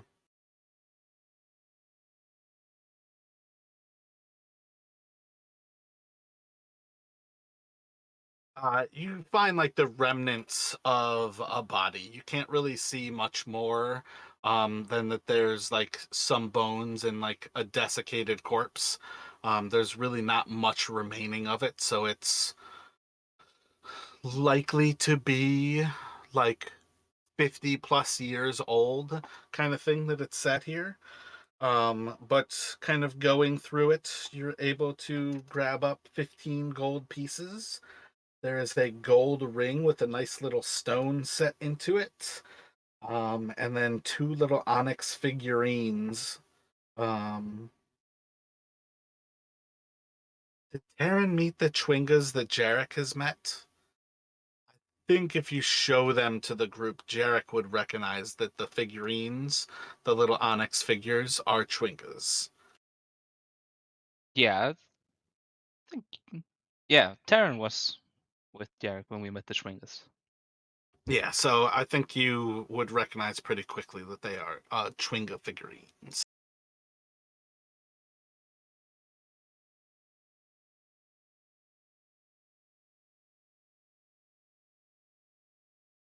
Huh. And there was two of them, right? So Yep, two.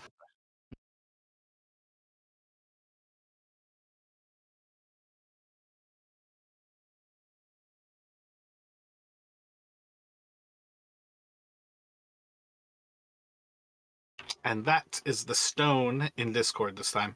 That is the stone that is set into the ring. So it is a Carnelian Ring.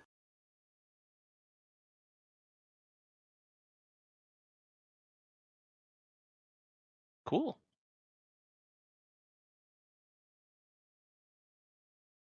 Well, that was a lucky find. Is it a magical ring?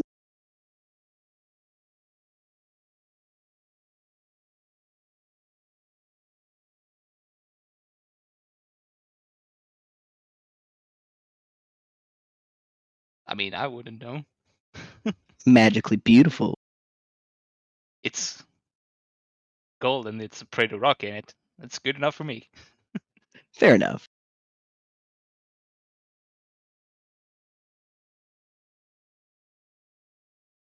Is it lucky? Well, it was lucky I found it. So probably. If only there was some sort of spell that was named something easy and clear, like identify, that could tell you whether these things matter instead of just pointlessly asking. Well, I would show it to the others, so if anyone would like to use something like that, they're welcome to.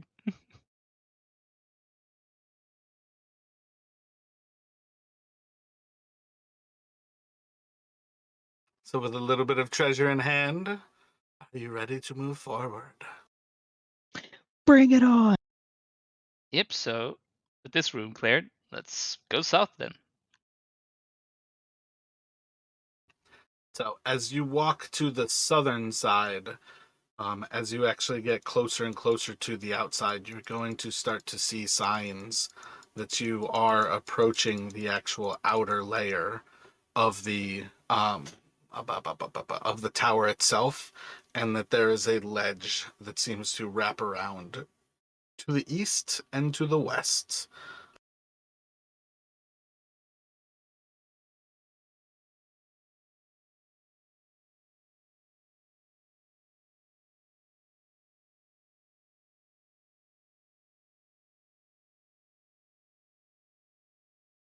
And What do you I think? think that ladder is actually there. That you see that there's a ladder that leads down from where you are.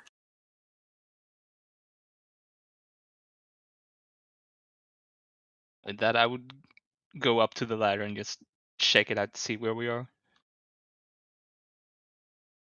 Like you're gonna climb down the ladder, or No, just like standing over it to see if it was like close to where we climbed up the first ladder, or if it's or where we yeah. are in relative. So where are you all moon wise here? Feel like we are full moon. So you've got a pretty solid idea, height wise, that you are probably about like 50 or 60 feet above the tallest of the trees. You are well above the actual canopy of most of the forest. You are probably a solid, let me get an intelligence from you.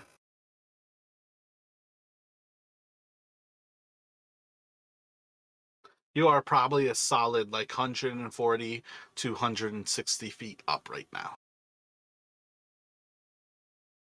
So left to right, Taryn. Yeah, let's see. I'm gonna take out a coin, just flips it in the air. Play parchment boulder shears. Let's go left first.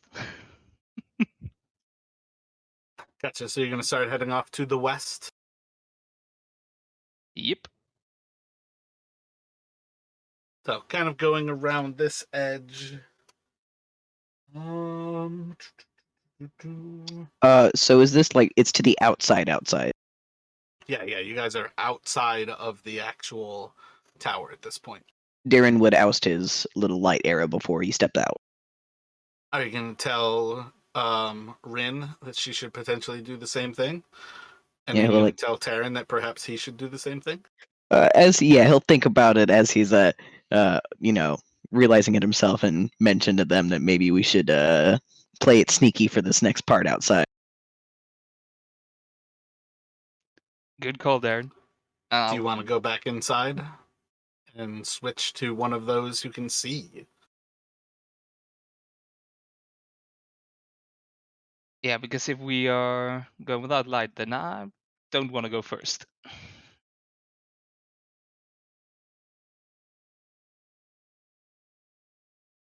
Darren will offer to take the lead. I'm not sure how to get rid of that circle, sorry. I'm not going to kill it right now.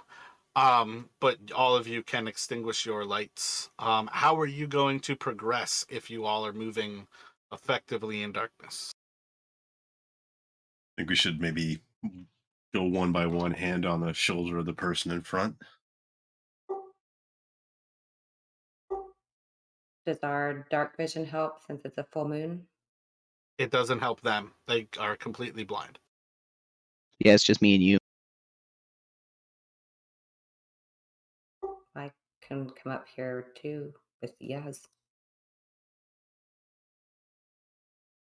Do you want to maybe stay at the end of the line since you can see the other side of it and I'll have the lead?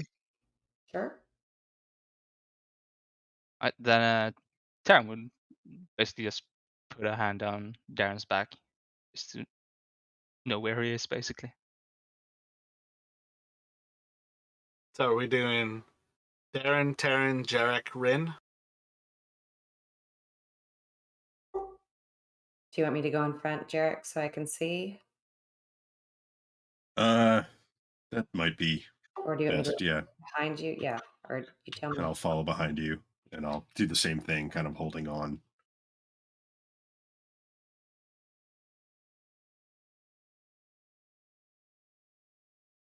Let me get an intelligence roll from Darren, please. So I just realized I get advantage on those? For what it's worth? Why? Because I'm a gnome. It's usually accompanied by an actual reason, though. Give me just a moment. I'm looking at it. I just read it. Doesn't D&D Beyond add that as part of your... In Gnome Cunning, I have advantage on all intelligence, wisdom. Oh, saves. Never mind, not checks. I'm Not sorry. a saving throw. Okie dokie. And it's all against magic as well. Nothing's using magic on you. Make a dexterity saving throw for me, please.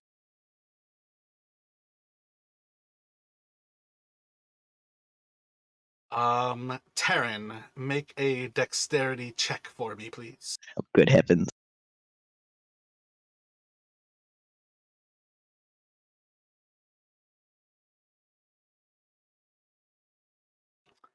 So as you are progressing forward here, Darren is going to walk right off of the edge, and Taryn, you make a strength saving throw for me, please. You grab onto him, and you are falling into your face at the edge as he starts to pull you down. Ah! But you currently have him dangling over a 150-foot fall. Can I cast Levitate on them? On Darren? You most certainly can.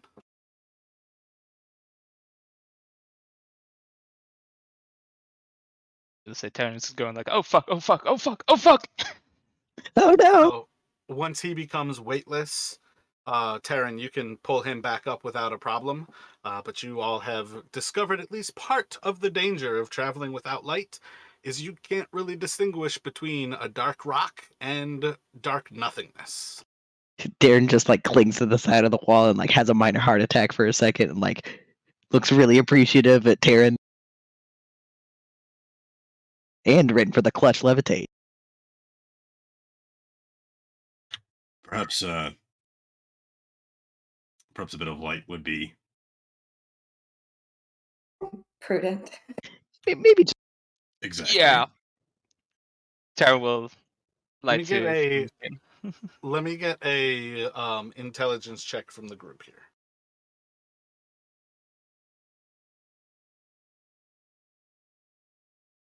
Bunch of smarties. Let's Darren's say it from the scared. Okay. wizard.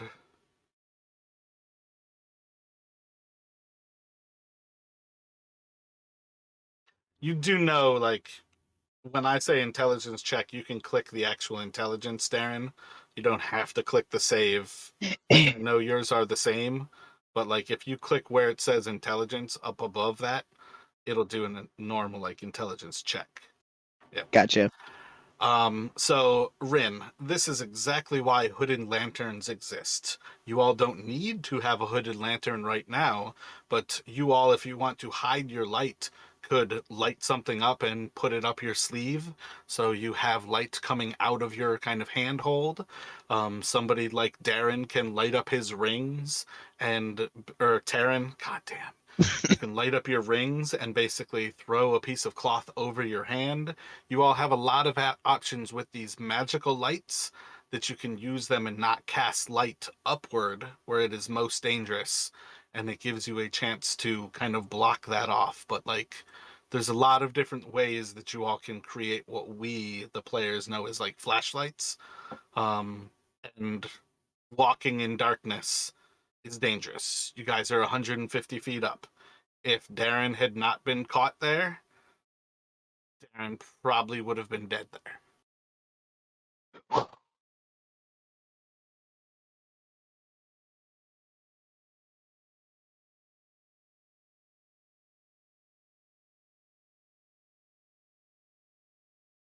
You saved my life, man. And not entirely dead, but you would have been unconscious. And you would have had to make 3 death saving throws before they could have gotten close to you.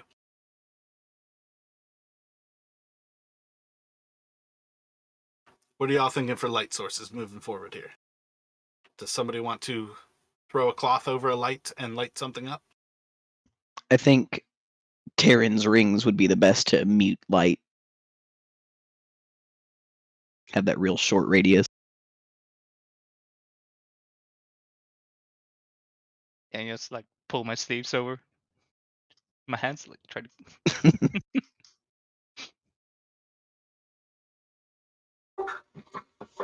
Gotcha. Are you going to stick to the same order, or do you want to switch back over?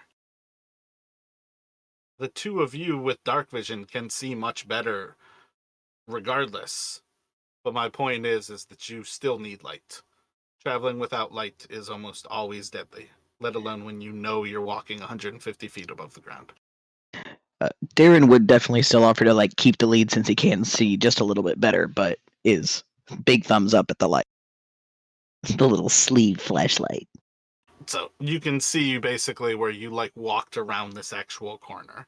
At present, you are technically still levitated, so you can kind of just push with your hand against the wall and almost like rock climbing beside it and kind of move yourself, or you can ask Rin to give you the feel of gravity again. But at present, you can't like you don't have any force keeping you down. If you try to walk, you're going to float upward. If you like push off of the wall, you'll float out into nothingness. It lasts 10 minutes. Or we can stop it. Whatever you like. Can I like clutch the wall and just use it as an anchor point to like stay pretty close to the where I am? That's what I mean. Like if you would rock climb with the wall, basically. Like you can't just like push yourself because some momentum will push you away. But if you hold yourself to the wall and kind of basically are horizontally climbing, but effectively you no longer feel gravity for these 10 minutes. Yeah, I'd like to keep it going and just be really careful close to the wall and not making any sudden fast movements. So you all can basically round this next corner, where eventually you will come to another ladder that leads off into the darkness up above.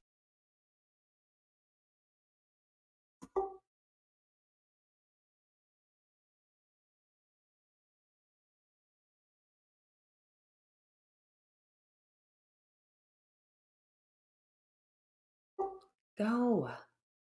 Sorry. And let me get a d6 from everyone, please. Oh, do I, oh.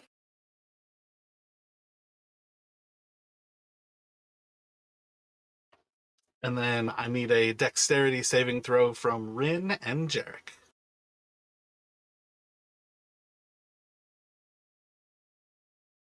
Might use inspiration on this one. Might not help. Golly. Does Jarek need a reroll? Can you re-roll a save?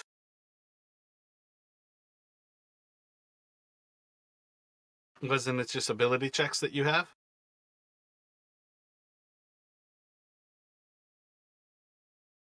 It says an attack roll, an ability check, or a saving throw. Do you want to give him a re-roll? Sure. So roll another dexterity saving throw, Jarek. Feel pretty comfortable with a 19? Much better than a 5, yes. So, Rin, you see in the temporal kind of fragmentation where Jarek falls from this pinnacle and crashes into the ground, and you switch the timeline into one where, no, he's able to steady himself as the two of you kind of rounding the back of this area felt this like little slippage in the stones, and a large chunk of this kind of corridor like collapses beneath your feet. You don't necessarily have to tell Jarek that he just died and you've saved his life, but you know that he just died and you saved his life. I'd never. So Jarek doesn't see like flashing before his eyes, like him falling to his death, and then like, oh nope, didn't actually happen. Probably feels a little weird. Like, No, whoa. No, this is her power. I don't think anybody else experiences time like she does. And again, this is what... Jarek probably wouldn't have died from that. Do you have... what is that? 20, 25... 47 hit points left? Nope, would have knocked me unconscious. Yep, so she definitely would have seen you basically falling to your death there. You had a weird sense of deja vu.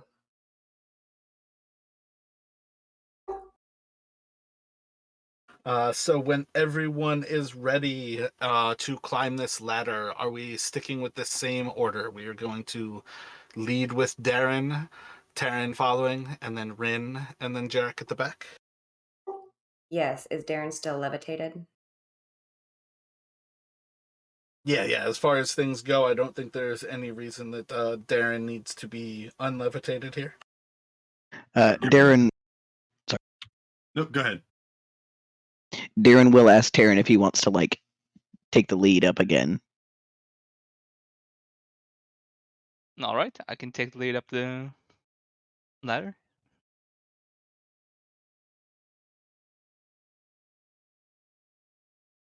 Gotcha. So there's not necessarily a good way for you to like hide the light of your rings as you're climbing.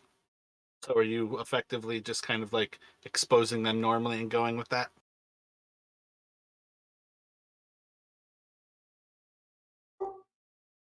Yeah, yeah. I'm not gonna shut him up now.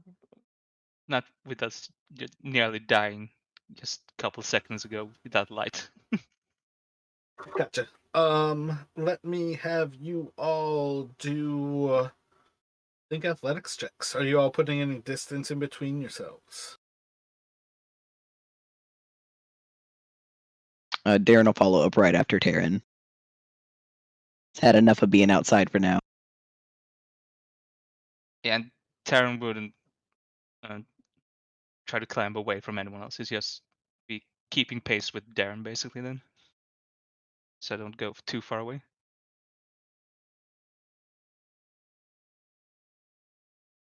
Are we able to determine how sturdy this ladder looks? Does it look in similar condition to the other ones we've climbed, or more rotted, or? Let me get an intelligence from you. I feel like everybody else is just kind of climbing, so one thing is you'll already see that they're climbing away from you. But looking over it, it doesn't seem to be in terrible condition. Um, Seems pretty likely that these are created from like the actual forest, um, and might be some sort of wood that was rot resistant kind of thing. But yeah, as far as it looks, it appears to be sturdy enough. Gotcha. Okay. In that case, Jarek will stick close behind Rin, but maybe give it a little bit of space, so like maybe a 5 foot buffer Gotcha. coming up behind. So yeah, I think the last is your athletics. Excellent. Um, as far as that goes, I don't believe any of you all are going to have any sort of difficulty as you make this is a 90-foot climb. So I think you all are going to spend the next like half minute or so just kind of straight climbing this area. Um, yeah, I think that sounds about right. And as you all get up towards the top here, we will move you to. Let's see.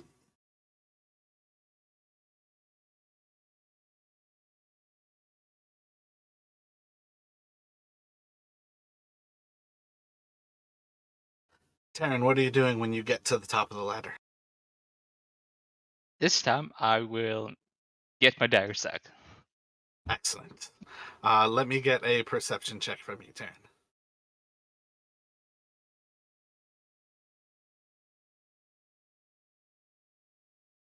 Excellent. So, as you get to the top of this ladder, you are going to very quickly recognize that there is the smell of smoke and burning.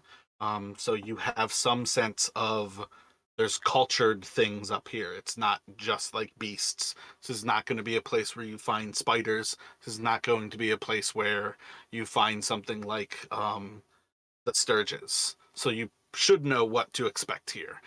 You can pull your dagger, and you are kind of like outside of this little area where creatures seem to have some sort of burning going on. And there is a little ledge that kind of extends vaguely to the south of you before kind of falling off down into this, and a cavern kind of straight ahead of you to the east. And I think as I drag you all onto this board, we're going to go straight to initiative here. Can we take a quick break? Oh, yeah, 100%. I definitely need to go to the restroom, so breaks would be good.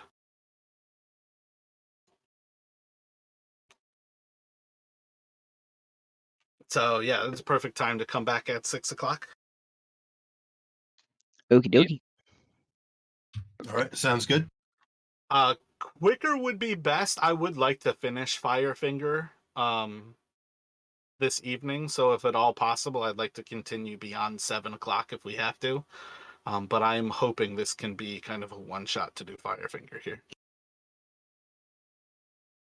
Yeah, I'm actually be back in like 5 minutes tops. So Yeah, same here. Let's see. Hello, I am back. If anyone's still here. Excellent.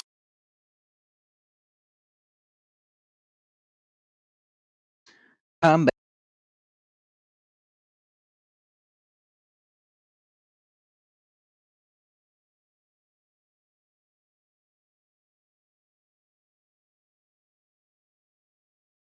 Yeah, hello, Darren. Do what's up?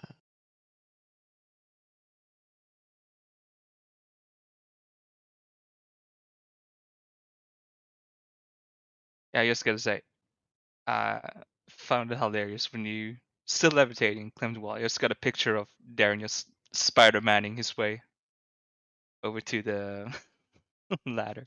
No, pretty good visuals in this one. Yep.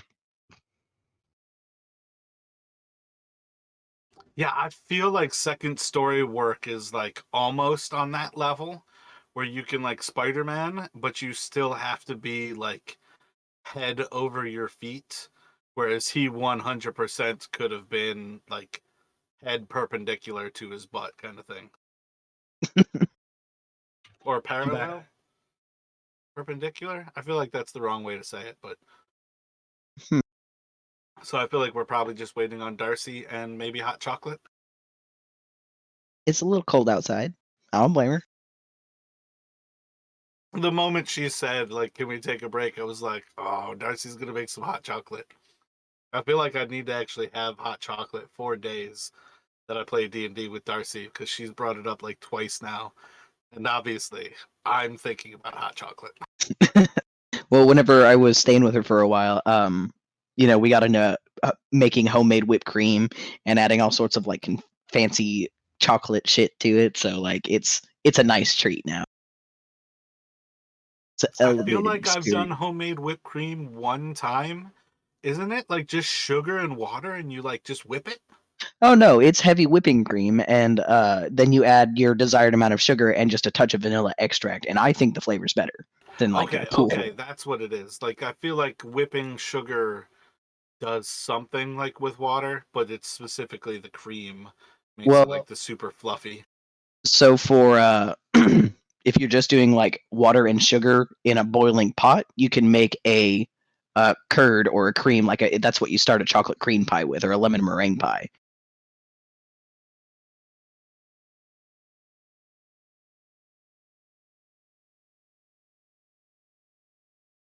Egg whites and But sugar, in both, fine. there's dairy. There's nothing that is sugar in water except for simple syrup. No, if you let it boil for long enough, it turns into like the base for lemon meringue. Meringue still has egg whites in it. The egg whites is for the whipping on top, but the actual stuff that you mix the lemon into, it's It is water and formed sugar. with sugar and water. Sugar and water doesn't form up anything. Prove me wrong, Cam. Send me a link. Googling it. I feel like you can make an icing out of it though. I don't think it maybe stands.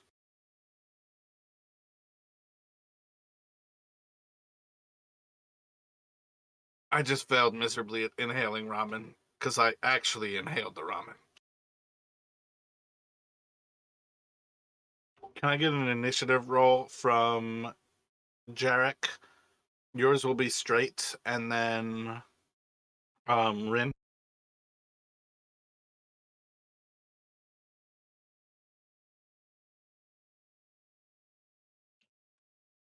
Sorry, I wasn't sure if you're gonna. I don't see my token on the board. So. Yeah, you can't see it. It's kind of off in the shadow.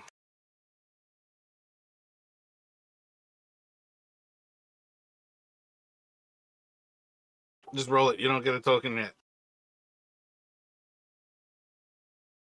Yeah, I rolled it. No, Rin. She tried to drop a new token.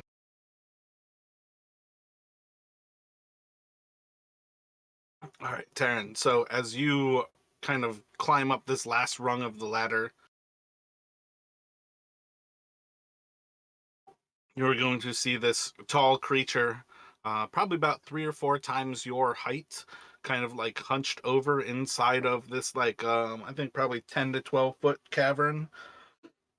And it's kind of walking on the like midpoints of its wings, and then it has like actual like feet. So it's walking very much like a human, but kind of like more like an ape, as far as like the hominids go.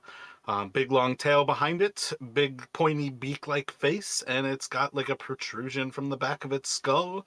It's very clear that this is a terrafolk. What would Taryn like to do?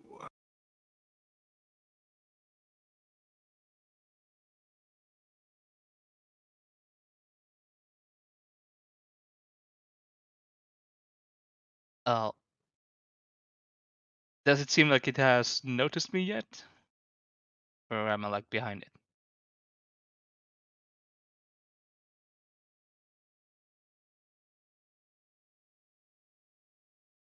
Oh, did they notice you beforehand? No. Is it clear that something's about to go down? I would say yes. Yeah, it probably would have seen the light if nothing else. But yeah, would probably rush up to it then. Be a bit preemptive strike.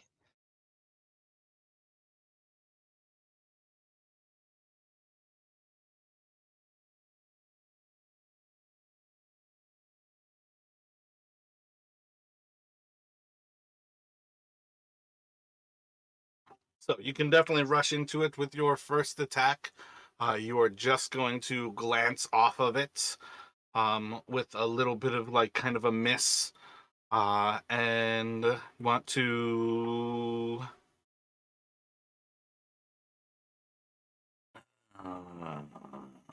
Yeah, I guess that's like everything. It's technically you summon the daggers there. Yep. Um. So, are you going to stop moving there, or would you like to move?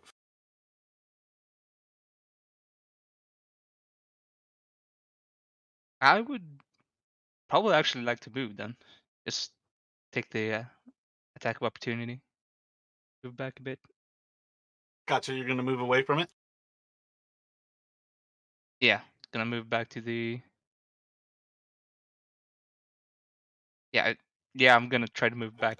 Basically, like just south of the actual ladder. Yeah.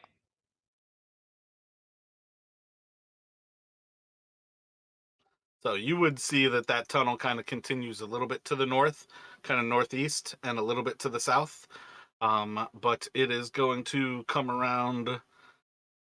Yeah, so this is going to be the weird part because y'all are technically still on the ladder. Yeah, I think this one is going to come out of the corridor inside, and it is going to try to grapple you. No. So I need an athletics from you. It is a disadvantage, but you have your +2.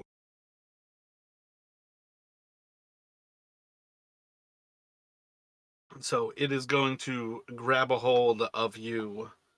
And I think that's it for now.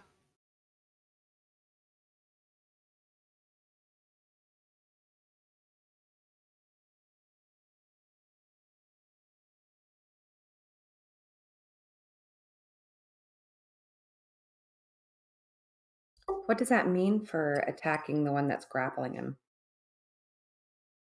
Attacking it, next to nothing. What does it mean for him? It means that it now moves with Terran attached to it.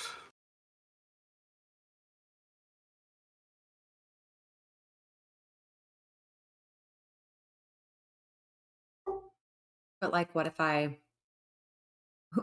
cast fireball, but like behind them, just to where they don't hit Terran? Is that a thing?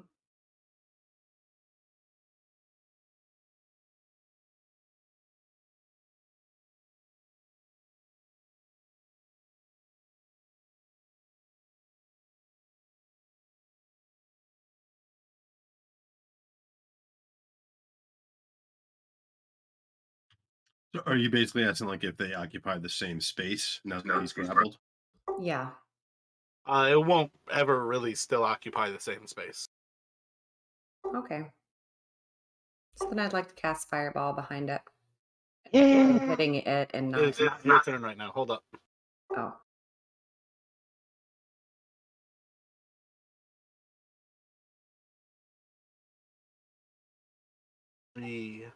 One of these creatures is going to walk off of this ledge, and as it starts to fall from the ledge, extend out its wings, and it is going to dive into Jarek. And it is going to miss with its bite, and it's going to slash at you with its claws as it passes by. And that should hit with a 20. And it will do 8 slashing damage to you. That's going to. Oh, it's not far enough. Damn it. So yeah, just the 8 slashing damage. And then that's going to take us, I believe, to Rin. fireball! You effectively have Darren in front of you. You are on the ladder, and Terran up atop the actual ledge. One more of these creatures kind of behind you, swooping past Jarek.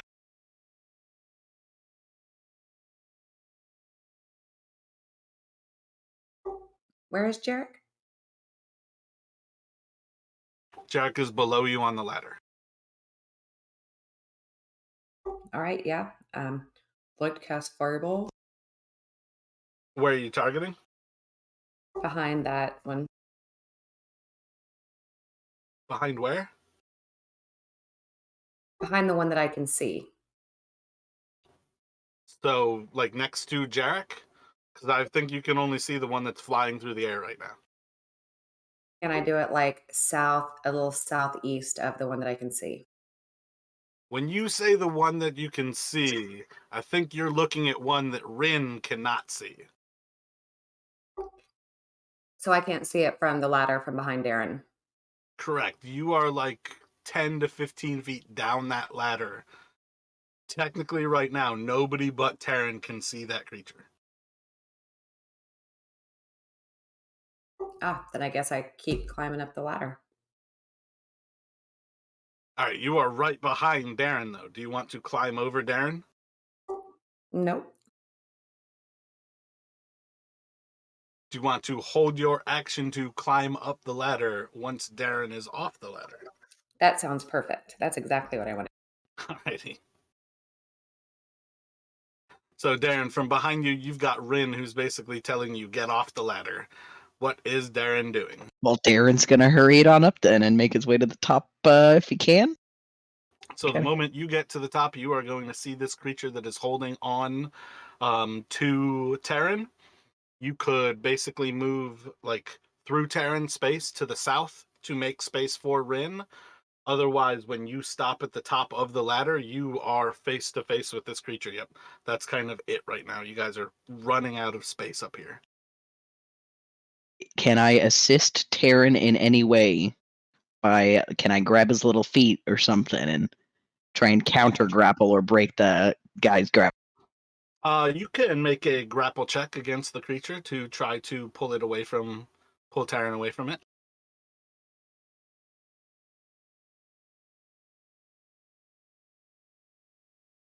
So it's just an athletics check at disadvantage.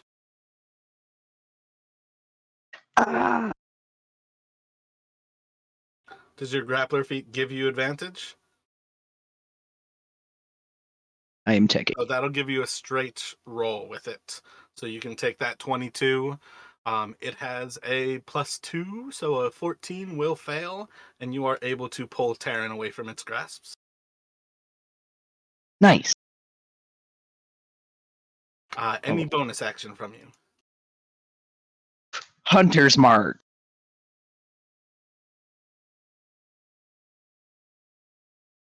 How long does Hunter's Mark last for? I would be recasting it, I think. How long does it last for, though? Is it 10 minutes?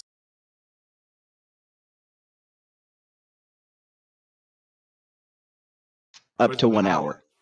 Yeah, you can reapply that same Hunter's Mark. There's no reason that you have to cast it again. Okay, right on then. Straight to this guy then, the one that me and Taryn can see. And that will give Rin the ability to use her reaction. You can climb to the top of the ladder.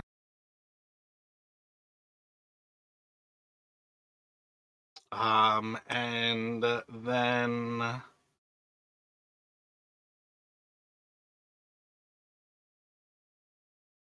yeah, I think this one is going to fly out of the cavern, and it's going to. Wait, what happened to Darren? Okay, I see what happened. It's going to slash out and bite for Rin. So bite first, will miss, slash, will miss, and it's just going to kind of like fly into the actual knight there.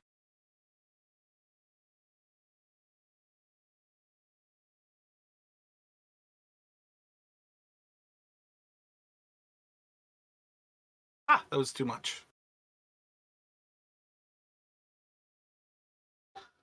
And back around.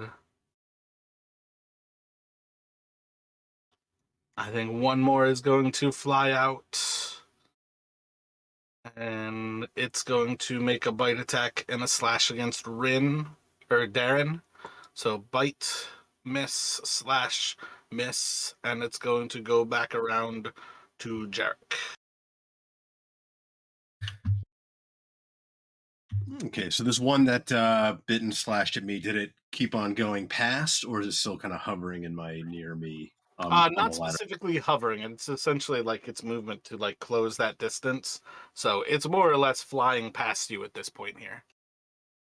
Okay, I think Jarek is just he's going to like yell up, like, push in if you can, and move to try and climb the ladder. I don't think he can get onto the ledge right now. Yeah, I think you were at what, 10 feet below the two of them. So you're 15 to the top, 25, 35. If you move off of the ladder, you have to burn your action to dash south of Darren.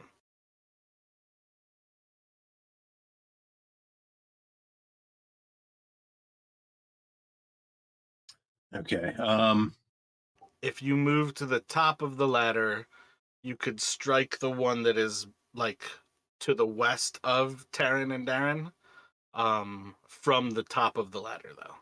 Or you could strike the one that you're next to now, effectively as it's swooping by you. Okay, I think I'm gonna push up the ladder and try and, as I become aware of the one up top, I will slash at it with the um, kukri.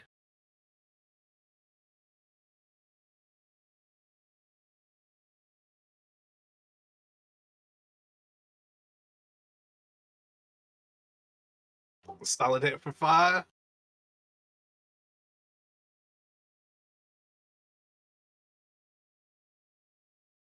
Sorry, that's the sneak attack if that applies. Gotcha.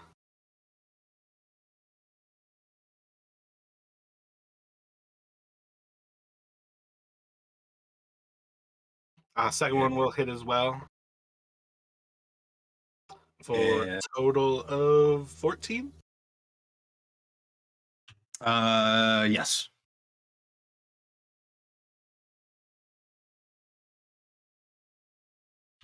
And if this thing is, I'm going to go ahead and action surge and attack it again. Yeah.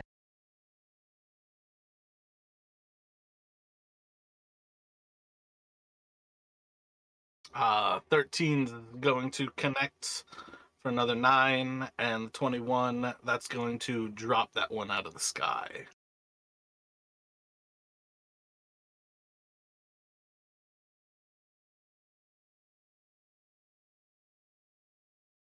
All right, and then I'm just hanging on for dear life at the top of the ladder.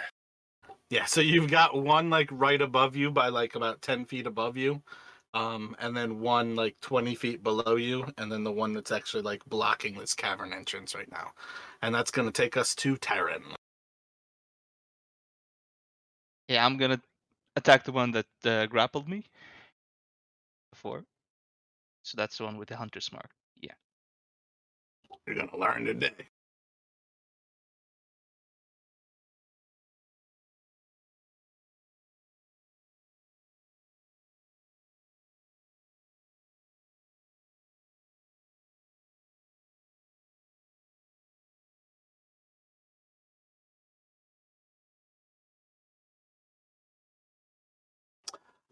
So let's see. That first one is going to slash it for 9, 22.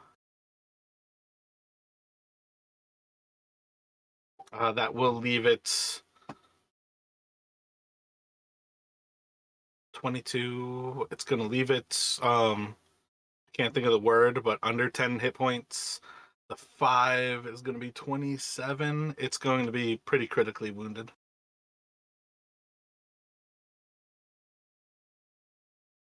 What have I been saying for under 10 hit points? Mortally wounded. There we go. Any bonus action or movement from Taryn? The bonus action was the Oh offhand, yeah, right? yeah. But the Um, movement, I think it's the halfling nimbleness, so I can move like through anything that's a creature larger than me without hindrance. Does that include an enemy? I feel like that's a friendly creature. It just says you can move through the space of any creature that is of a size larger than yours. Gotcha. So yeah, you could move inside of the cavern at this point. Yeah, so I'm gonna make some room for Jarek.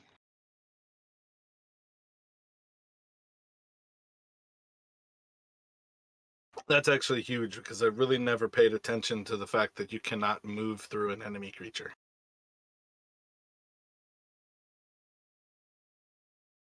And it's gonna go to that one. Let's see.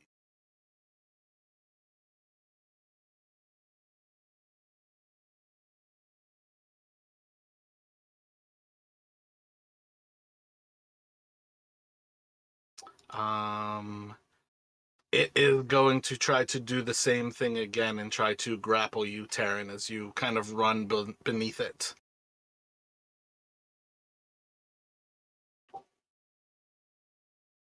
Do another athletics for me.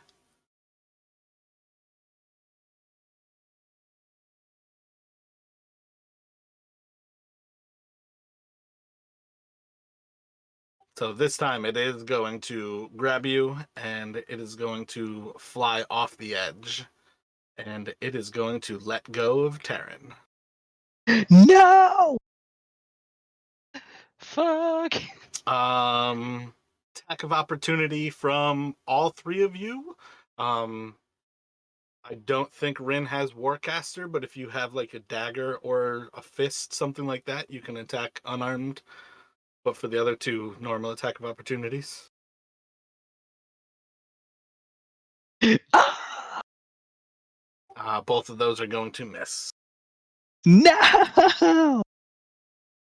So I think Terran is going to fall 60 feet. Well, can I cast levitate on him or something before he goes? That's what I'm saying. I think he falls 60 feet per second, and he falls. You guys are 240 feet up.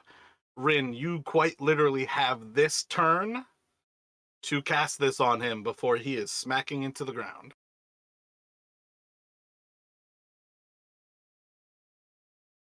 Wait for your turn, though. You have to wait. You said go. So that's 18.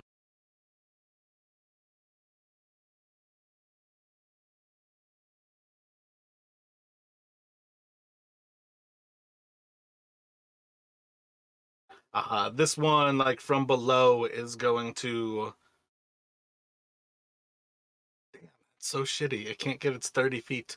It's going to fly back up, and as it swoops past you, Jarek, it's going to do the same thing, trying to bite at you with a 18. I think that hits, and then it's going to claw you, which will hit with a 22. Yep, those both hit. So the bite is going to do 6, and the claw is going to do 5. I don't think damage actually matters for you. And then it's going to fly past and go. What's that? To 270.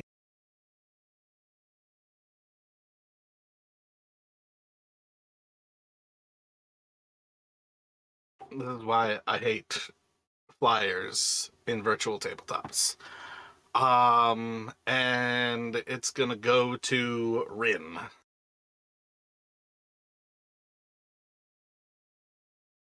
You just see a little font of light falling towards the ground. So now I can cast my levitate.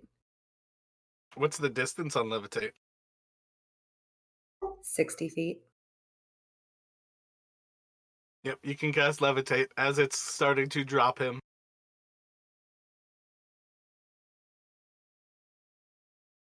Is that right? Do you want to be feeling the gravity of the world, Terran, or would you like to try to resist levitate? I am not resisting levitate. So as it lets go of you, you're just kind of floating there. You'll have that decision to decide how you are going to react to this next turn. Any bonus action from Rin?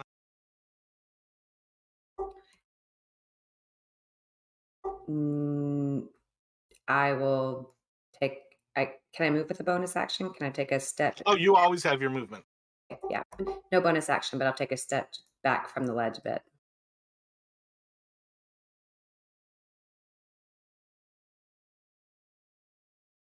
So as you move in a little bit, you're going to see that there are signs that this corridor kind of extends off to the north. And to the south, you can see the source of the smoke, as there seems to be a little bit of a fire in that southern corridor of this area. And it's going to go to Darren.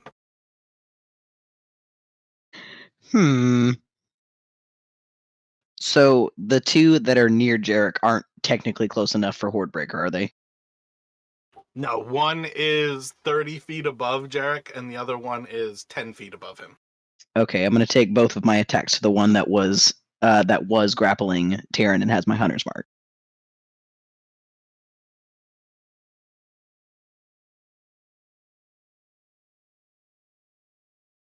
$14 will hit.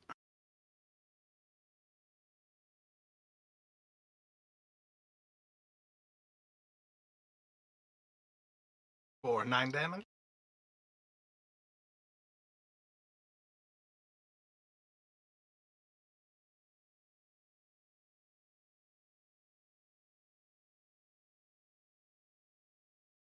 Oh wait, that one already got hit by someone. Was that Taryn who hit it? Yeah, that'll kill it with the first shot. So your second shot, which one would you like to shoot at? The one closest to Jarek, not the one higher up. Gotcha. That will hit. Roll for damage. Oh, can I use my bonus action as soon as that one dies to move it to this one? I don't think you can split your attack action. Those two attacks have to happen at the same time. Okay, that's fair.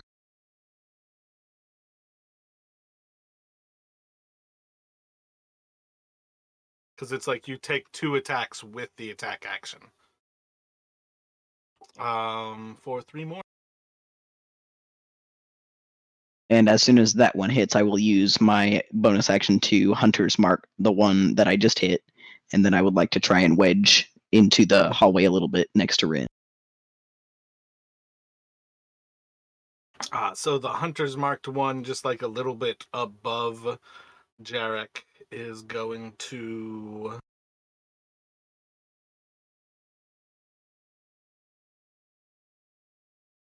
I think this one is going to just go vertical, and it is flying up into the air.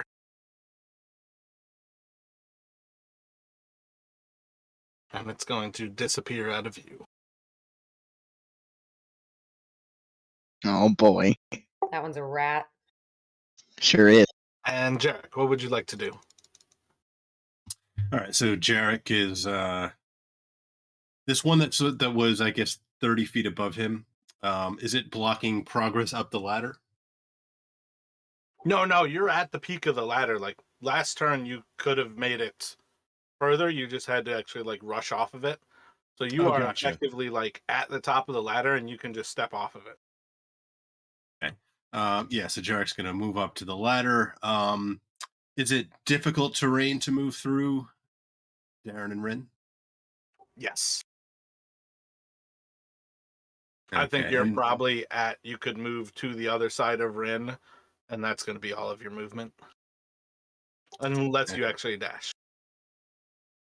Yeah. And this one was never within my reach, right, as I moved up. Yeah, it's still 30 feet above you.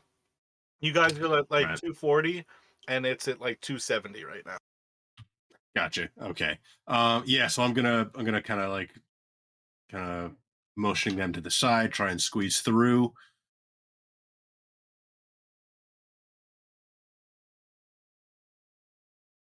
Actually, no. scratch that. I'm going to stay on the edge because I see Taryn over there, and hoping maybe I can grab him if he's able to, you know, hoping Rin cast levitate on him.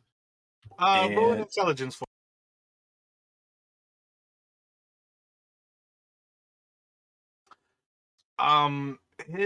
He needs something. Like levitate is going to keep him there. He is stuck in the middle of a void of air. gotcha. Okay, so then with my action, can I throw a rope to him? Yeah, 100%. You can grab your rope and throw it to him. Okay. Do we need a check to see if I can actually hit him or get it near enough for him to grab it? Do a dexterity check for me. You're probably a not one on this, but in the long run, I don't think adventurers have that risk.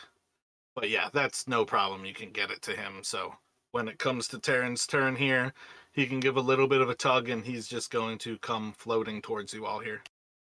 All right, and I would be yelling like, "Grab the rope!" as I throw it, and yeah.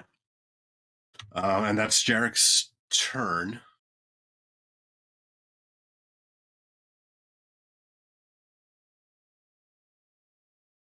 So Terran, you've got a rope in hand. What would you like to do? I would like to pull myself into solid ground. Yeah, so you're like now in that weird level of you are floating. So as they kind of like pull you in, you're not necessarily like touching the ground yet, but you'll eventually be probably like more or less like almost above Darren by the time you can push down on the cavern and get yourself back towards hard earth. But I would say you can basically use your movement to kind of get on either side of your adventuring party and make a decision what you would like to do from there. But it's going to be most of your movement to kind of get back to the earth.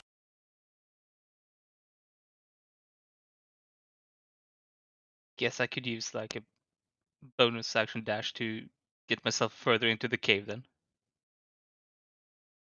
By like pulling myself along the edges. Sounds good. Like if you wanted to go to the other side of Rin, um, I mean, realistically, if you know you want to go inside of the cave, you can float above Jarek, Darren, and Rin, and you would be at 25 feet of movement on the opposite side of Rin.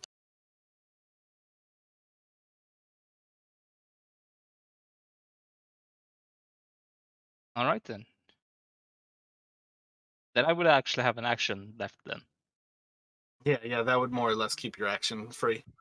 All But it right. was free before, like you can bonus action get that extra movement anyways. All right. Rogue. I forget those things.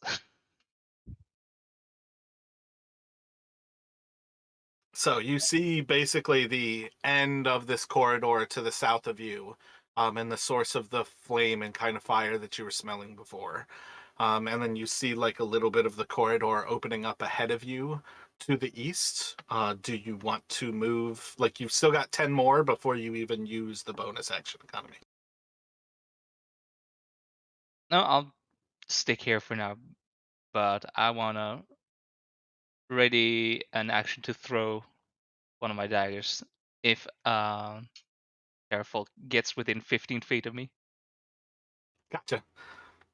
So you can ready an action here. Yeah, I think the other of these creatures that was kind of flying overhead of you all is going to soar up into the darkness as well and out of sight.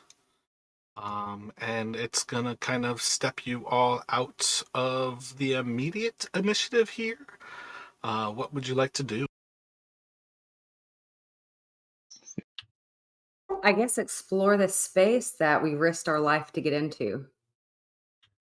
Jarek is going to suggest maybe if we have a couple pythons, we essentially secure a rope crossing this entrance so that if something tries to fly us out, we have something to potentially try and grab onto or prevent it from flying through.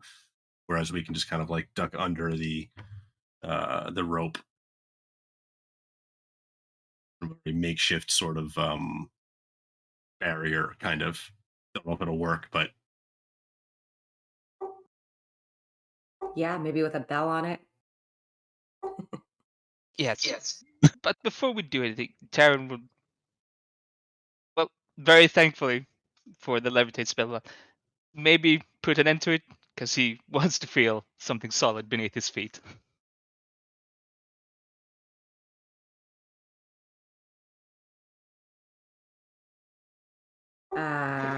I then. Mm, He's like, I don't like your magic. And she's like, you're such a waste. I mean, I am grateful for saving me, but like I said, levitating isn't really my style. I really like to have something beneath my feet. So, as, as you all figure out what's going on there, as Jarek kind of like is planning a way to block off this entrance and give you all some added security, Darren, rounding that corner, you are going to see a creature that is tied up in ropes. It seems awfully feathery to be so humanoid, but as you kind of like look over this creature, let me get a history check from you. Sure.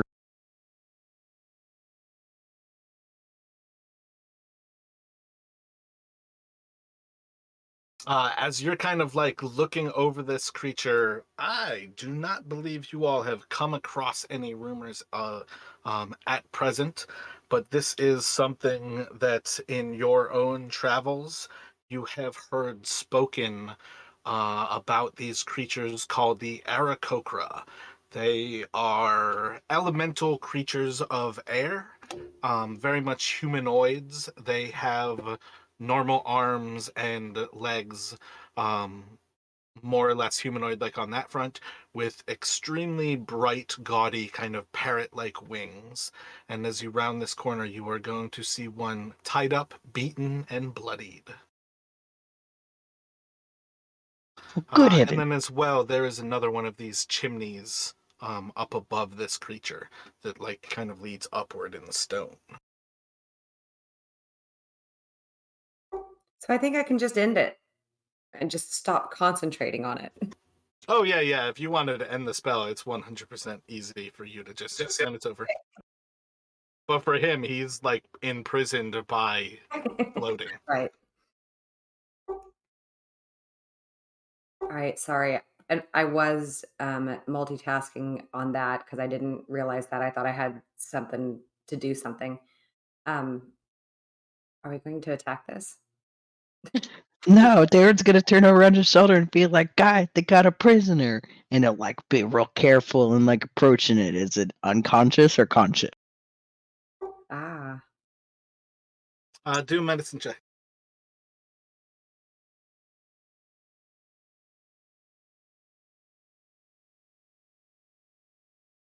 While it seems to be fully bound, it does seem to be conscious. Well, let's unbind it. Well, no, hang on. Like First thing, legs, feet, knees, wings, and its beak are all bound in rope. How about just undo its beak? well, hang on. Okay, the beak, yes, definitely. Well, first, no, Darren asked the creature directly before he does anything. Can you understand me? In common.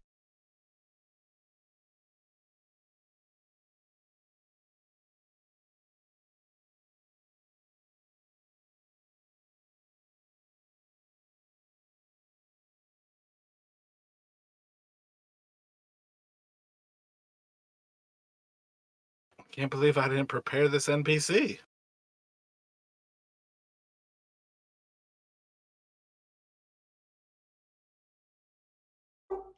Taryn, do you have a couple pythons I can use for my little rope trick idea? Yeah, I have 8 left, so how many do you need? It should just be two. Hopefully, if the rock is like solid enough, I can essentially stick in a python on one side, stick it on the other, tie the rope between them, and it's not going to stop anything from getting in, but hopefully will stop them from flying out with us and dropping us. Is my hope. All right then, have at them. Yeah, so as you go to speak to it, it's not going to respond. Darren will switch to Gnomish and Sylvan and ask the same things.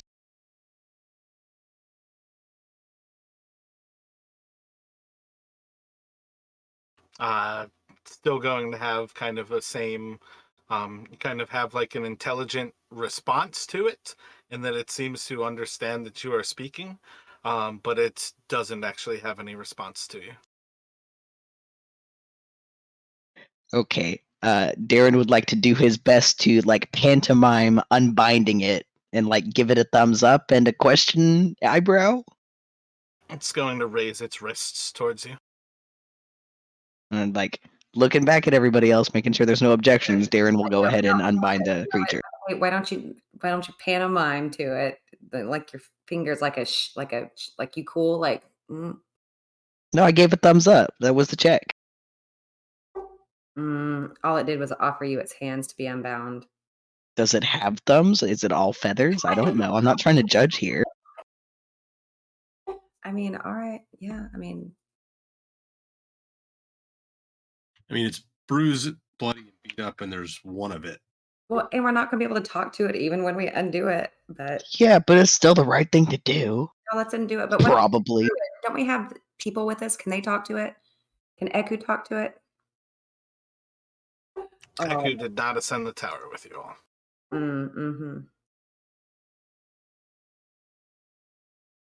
So yeah, Darren will take some time to unbind it, and then like if it will offer its hand out to him for like a handshake, he'll give it a cure wounds. It'll shake your hand. Cure wounds it is. What level cure wounds are you putting into it? Just one. Roll those hit points.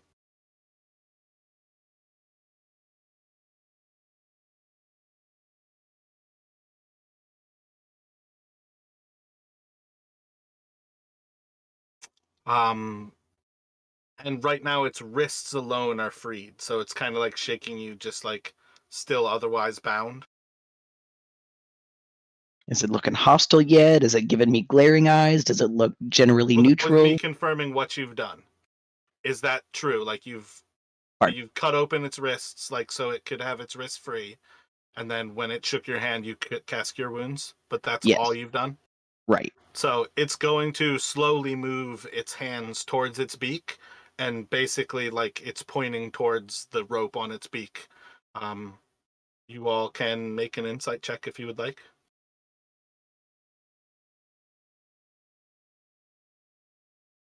Yeah, I rolled a 2, so it's definitely doing a really terrible job. I feel like 12 is probably good enough to recognize that it's not really doing anything hostile. It's kind of asking, like, can we take this one off my beak? Yeah, Jarek's gonna look towards Darren, and I think it's fine. Let it, undo the other bindings. Yeah, Darren will help it through all the rest.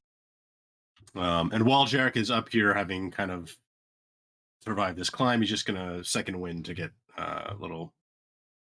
Feels a little better now that he's on solid ground.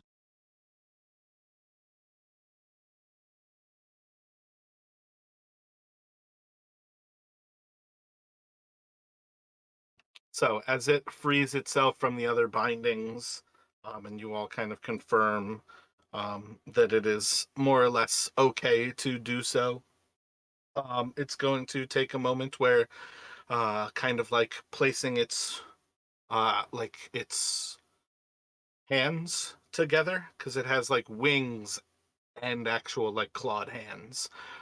Placing its hands together, you're going to see as it kind of palm to palm puts its hands together with its fingers like up vertically, and it's going to bow low towards Darren, and you'll see as it bows like well past like its waist, and it's bowing like head kind of lower down to your height.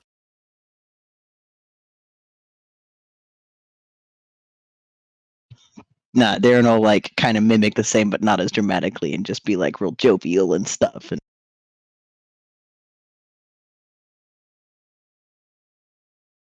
sure wish When I could you talk go to it, to but bow to it, it's going to reach out a claw, and like with the back side of its hand, it's going to kind of push you back up, like upright.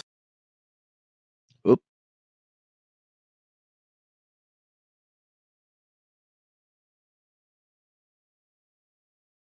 Well, never mind then. Does it still? Sorry, go ahead. No, go ahead. What were you thinking? After that cure wounds from Darren, is Jarek able to tell? Does it still look pretty banged up? I guess specifically, does it look like there's any particular damage to its wings?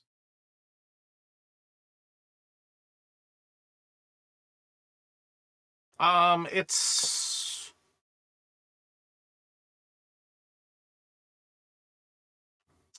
still looking mortally wounded.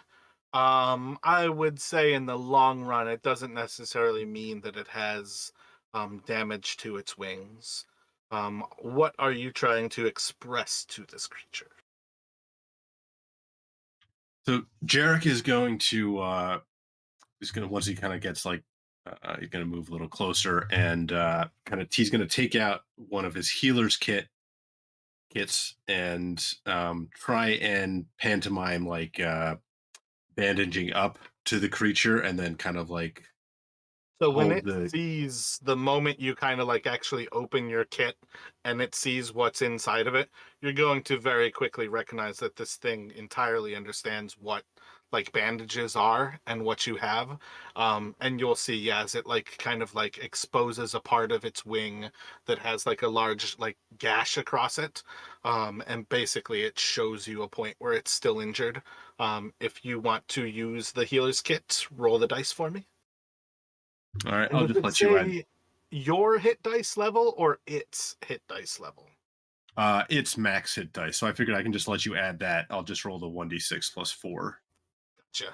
So 1d6 plus 7 total. And Darren gave it 8. 6, I think. 6. So we'll go with it had 7 hit points plus 10. Yeah, so at this point it is looking far healthier. It still has like some scratches and wounds, but that wound against its wing was among the most vicious. And as you're kind of like doing that, Jarek, it is going to like extend out one of its wings, like the other wing, like the right wing, and you're going to see as it kind of flashes like 8 feathers up towards this little cavern up above it, and then it's going to like shake that wing side to side.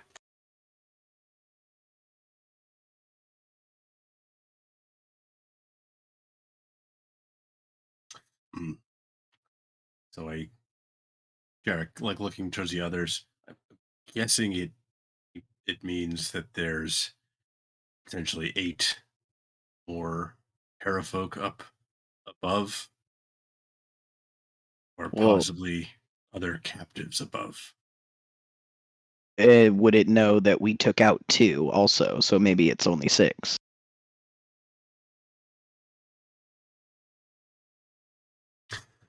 Possible.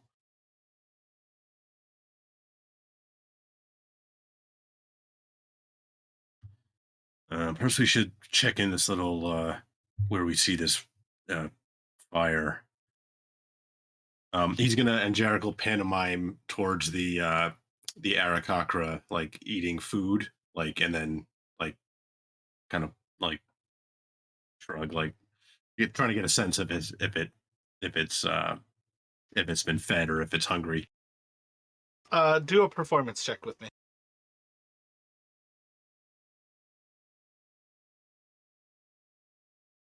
It'll reach out a hand towards you, like with palm up.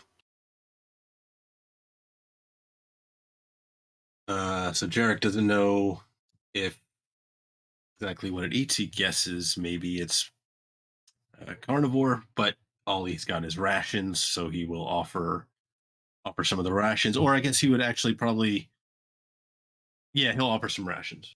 That's all he's got. Are these like rations bought in Port Nyanzaru, or are these rations that you all created, like with like basically The dino kills? jerky.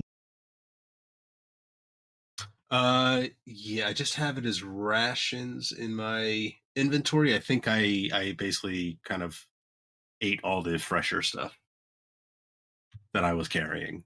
But he'll look through the others to see if any of them have any left. Maybe it would prefer that more than what he's got. Don't have any rations, but I can offer him some water. There should be some left. Darren's got some nuts and berries in case that'll work.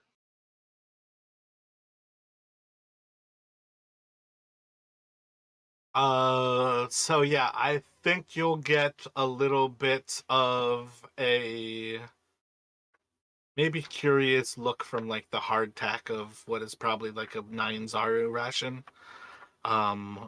It'll take the nuts and berries from Darren, and it will definitely drink water from the jug.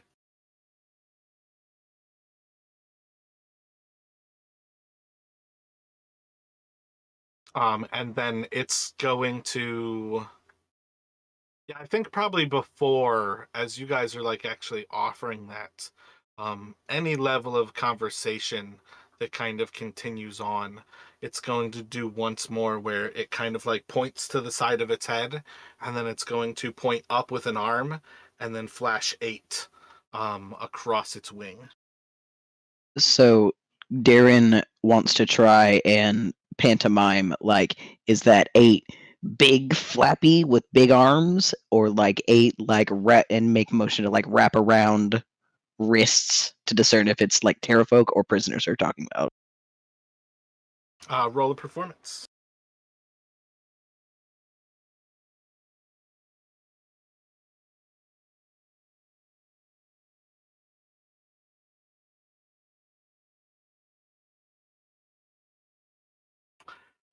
Is Darren bloodied right now? Have you been injured since the Sturges? No, I didn't get hit by any of the terrafolk.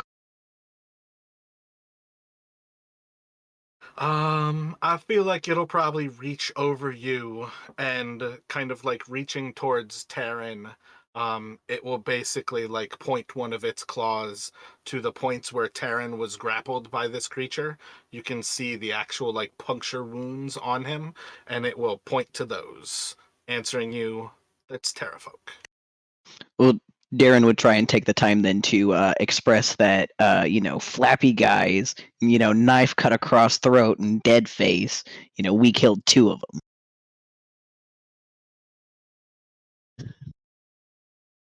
Do another performance check.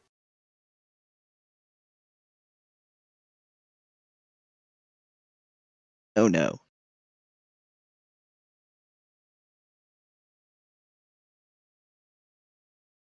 So it's going to point up, wiggle its wing, and then flash 10. Oh boy, I did that wrong, I guess. It's Why fine. don't you point above and show 6? Well, 10 minus 2 is 8. Oh, Uh, so You maybe just it told it that you killed half of what you guys encountered down here, and it just told you that there's 2 more up there then. 2 more? 8 plus 2 is 10. Okay. 2 of the creatures you all were fighting flew away. Okay. There were 4 down here and 8 up there. Now there's 10 up there. Gotcha. Yep, so as you kind of all have that conversation, it's like kind of like nodding along with Jarek that like that idea that he's understanding it's correctly, but it's confirming for you all that, and vaguely whether you guys understand what it means by wiggling its wing like that.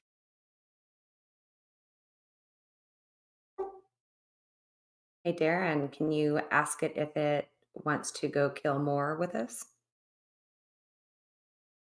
Uh,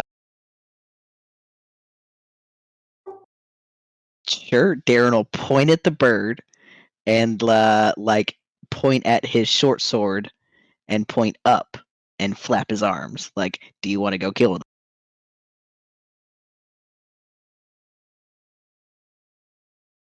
Roll another performance. Cute. Yay, Darren. It'll kind of like it's going to kneel down onto its right knee, and it will reach out with its right arm, and then its left arm will kind of be palm up closer to it, but it's basically has both of its hands kind of like palm up to you. Its right arm is almost at the hilt of your sword. Glances back at everyone else to make sure we're cool with this, and will hand the guy or the bird person the short sword that Darren has.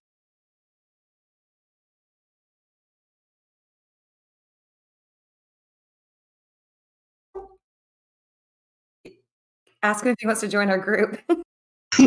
We've done it. I've danced enough for you people. But as he hands the sword to the bird person, he would like to do another level 1 cure wounds, like just like grasp his wrist for a second. All right, if you cast Cure Wounds again, you can roll that. Was it already like pretty full? Did we get it most of the way back to normal earlier? I wasn't sure. It was no longer showing signs of being bloodied, but that's just means it's over 50%. Okay, right on. Yeah, I'll still do it.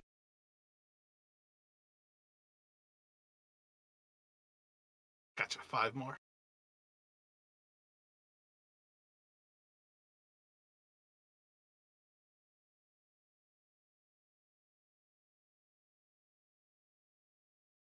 Well, all right.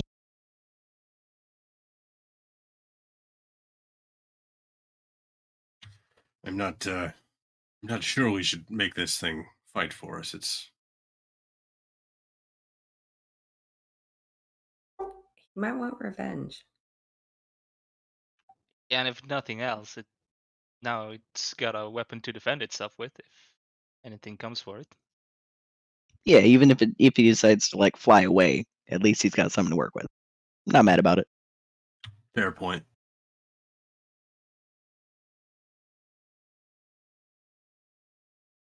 We're big on consent with this group.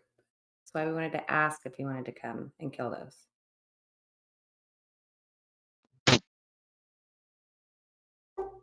So are you all ready to start climbing up this chimney? Is there any other nooks or crannies to try and search before we go, or Yeah, I was thinking, did we search the room with the fire? I think we did. I no, I think Jarek suggested maybe we do it, but he didn't actually do it yet. He was kind of sticking with the group while they were talking to the Aracochra. Yeah, then Tarek will just quickly head in there and take a look around to see if there's anything there. Now Make you're a calling him perception check. Tarek. Yeah, you guys broke these characters. Looking around, you can see some pretty kind of horrific signs that there are humanoid bones that they've been carving into totems of sort. But other than the actual kind of carvings, there doesn't really seem to be much in here. No wooden mask carrier then. Damn. Well, then, if that's all there is here, then we can go up.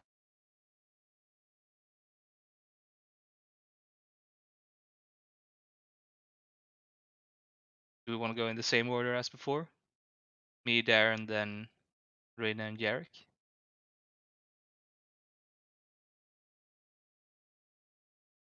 That's fine with Jarek. same here? I'm good with that. So what was it? It's Taryn, Darren, Rin, Jarek. Gotcha. So Taryn, you still have next to no problems doing any climbing. But let's get athletics from everyone here, please.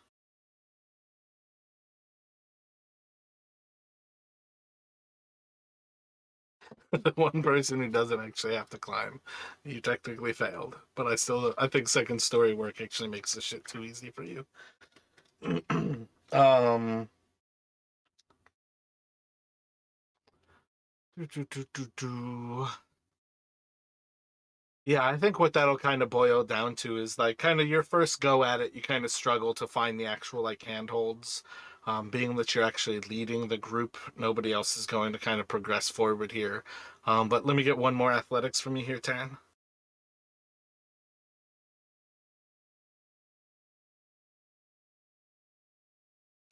So as you kind of give it a second go, you are going to find yourself a little bit more able, like after like taking a moment to spy out the actual like path up, making a little bit of an attempt to see some of these handholds above. You're going to start to be able to climb. This is about a 50-foot tall chimney that you all are going to be climbing through. As you get closer and closer towards the top, you're going to actually hear kind of like the breath of the wind across the actual chimney, where it's almost got like the size and kind of like groaning of a very kind of humanoid sound as it like whistles over that top section. You're going to smell a little bit of kind of like plant life as you kind of get close to this. And you'll start to see like some different vines and things that kind of reach over the actual pinnacle of the chimney.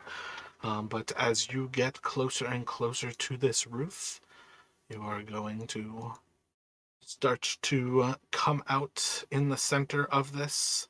What are your thoughts as you approach the chimney's top, Taryn?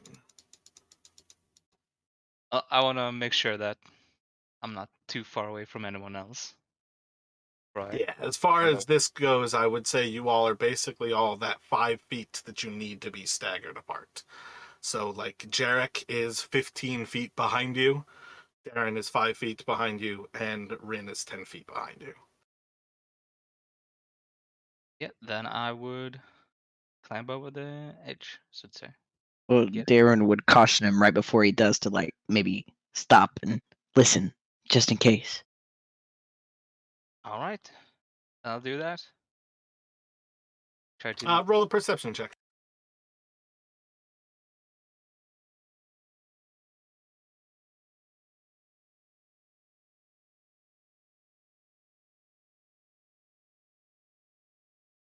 As you are coming across like this kind of like final position and taking a moment to listen, you don't really hear anything of note. It seems pretty quiet up here.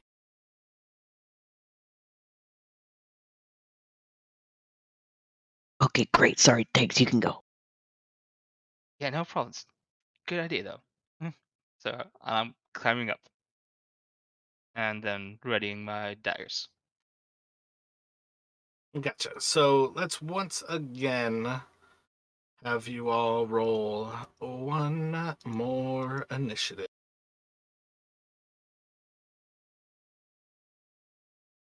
I feel like the advantage is quite literally shooting you in the foot, Jarek. Yeah, because I can't go anywhere. Yeah, like going at the back of the group is effectively a mistake with advantage, or rather with a straight roll. But there's also no way to know that that's how it's going to play out.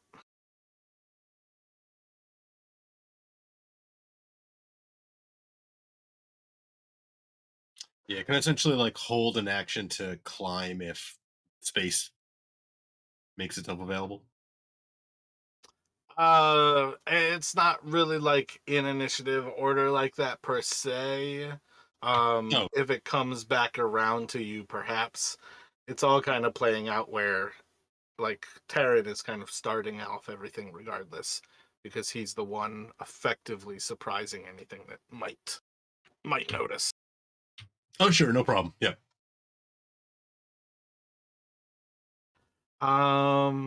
Yeah, so Terran, what are you doing when you get to the top of this? Well, like I said, I'm readying my daggers and looking around. That's what I was asking for, realistically.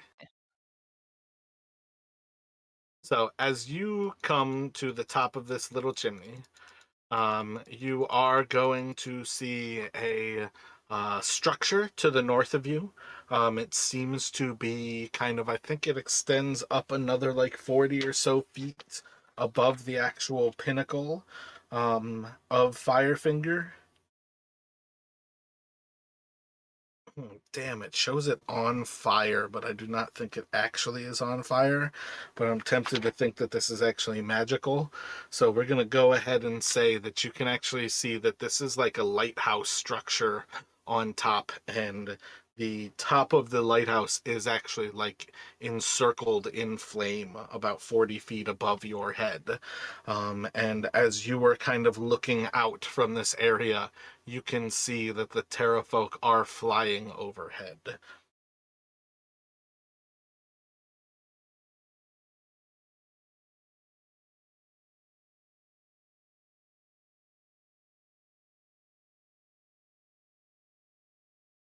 I think we're going to light up this whole area for you to see.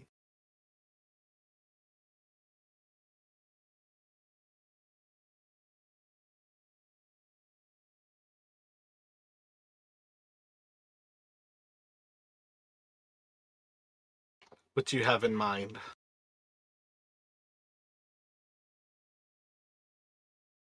Let's see, that structure I can see that there's an entrance. Yeah, it should say that, right? Or is that an entrance, or is it? Yeah, I probably shouldn't have revealed the whole thing, but yeah, you can definitely see that there is effectively like a humanoid door on that section. Yeah, then I'm just gonna call down and say that, watch out for the dare folks. They're flying all over this place. And then also, yes, but there's this structure we could take some cover in. I'm gonna go over there.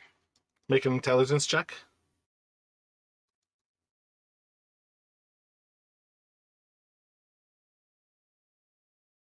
You can tell them that it's to the north, so they basically know to come out and run to the north.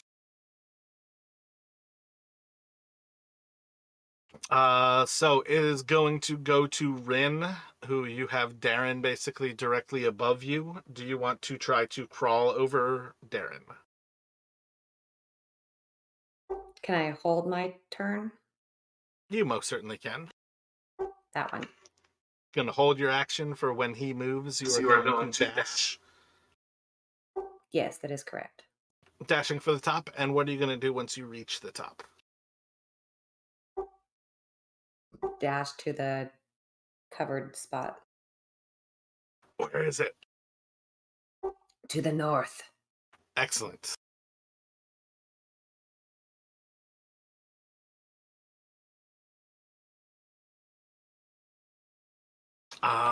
Let's see. And that's gonna go. Wait, did I not add Darren into this? No, he was right before Darren. Jarek, you're kind of in that same situation where you've got Rin in front of you. I feel like you could basically do the same thing, dashing up and to the north when Rin gets out of the way. Yep.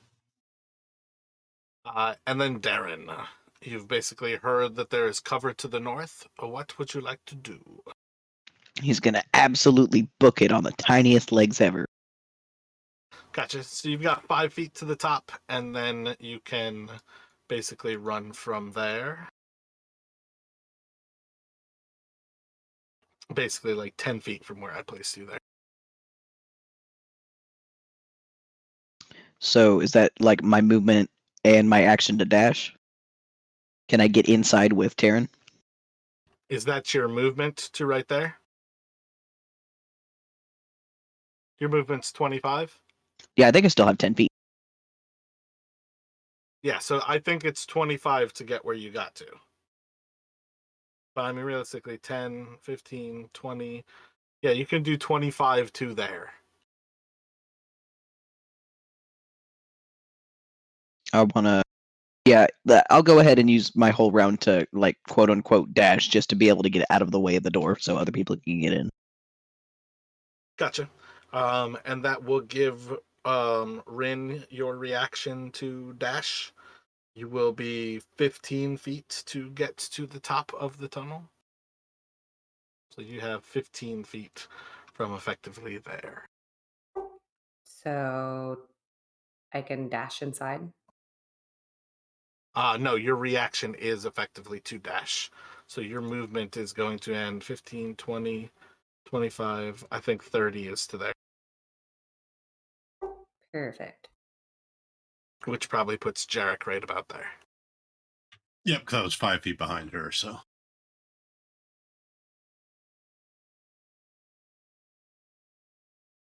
And that is going to take us to... Wait, 1 second.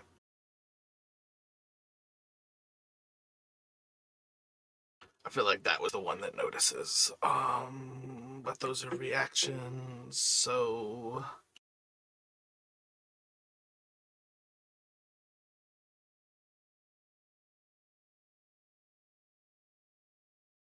I've hidden these creatures in ways that have confused me. I only know how to reveal them to figure out which ones are which. All right, yep. Good So enemy. it's going to go back around to Terran.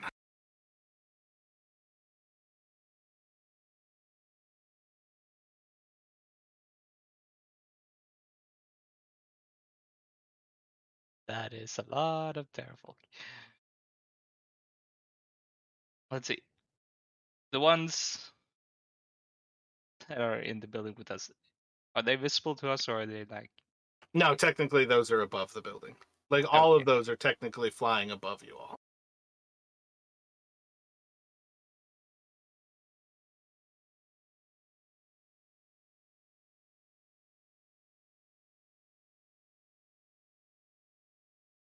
Then just so I can do something maybe. I'm gonna do just get out next to Jarek, and then I'll ready an action to hit a Terrafolk if it comes diving down for us. Gotcha. Do they see us and all that?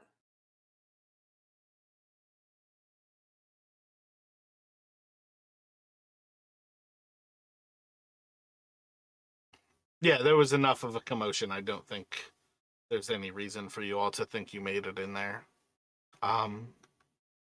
without being noticed.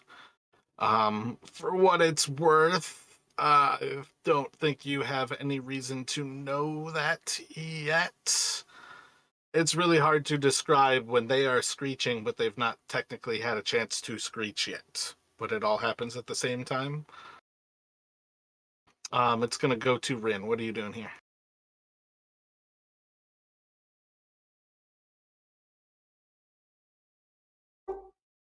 Well,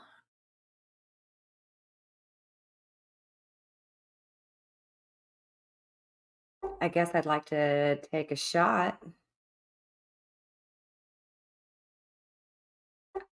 How does my fireball work in the sky with these things?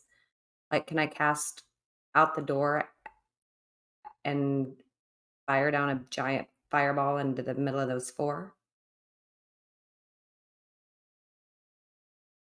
And like maybe it hits each one on the way.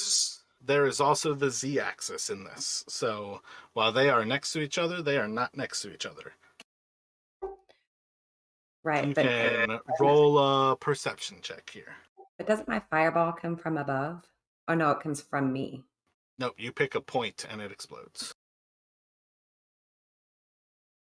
You wanted which kind of check? Perception.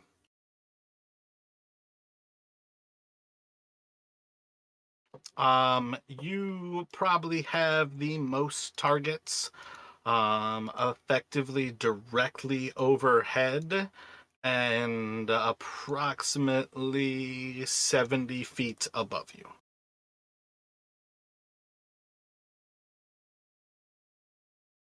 Can I hit the one that's closest to the hole there by stepping out and taking and casting my spell? You can place the fireball wherever you would like.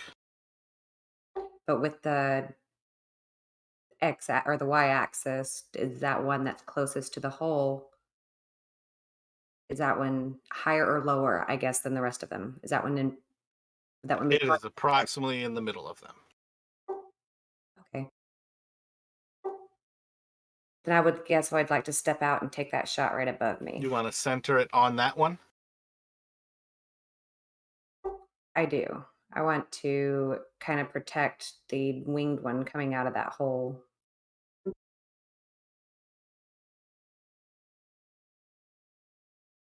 Does that look good where you want to place it?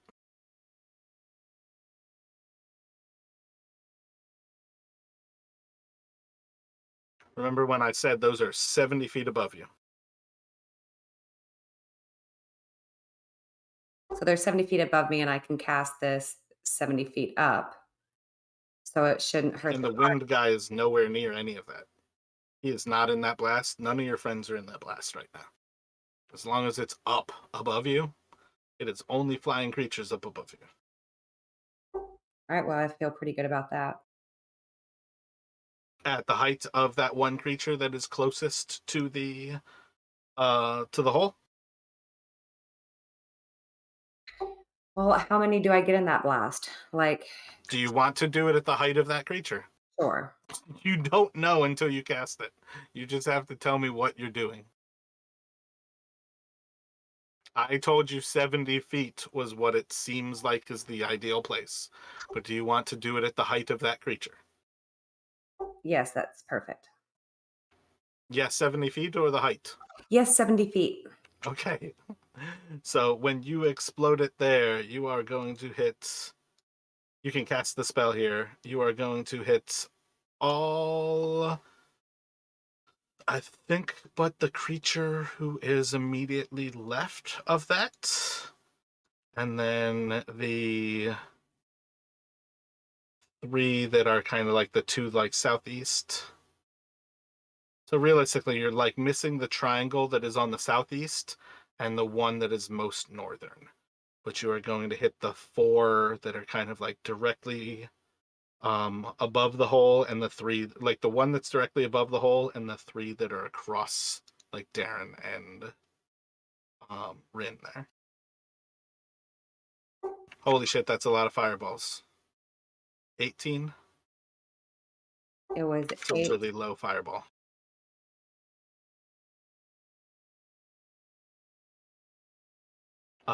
So left to right from the top ones. So I think that's 2 fails. The last one will fail, and then this What is do the you one mean that it's is so over the low? hole. I don't understand. Like, it's all like 28. Can you, it's, Your first one, you rolled an 18. yeah. What was your It's question? not. It's not like a magic missile where you roll separately damage for each one. It's just the one damage roll. Got it. Yeah, you rolled like 9 different fireballs there. But they are all going to fail it, and they do not have that many hit points, so let's see.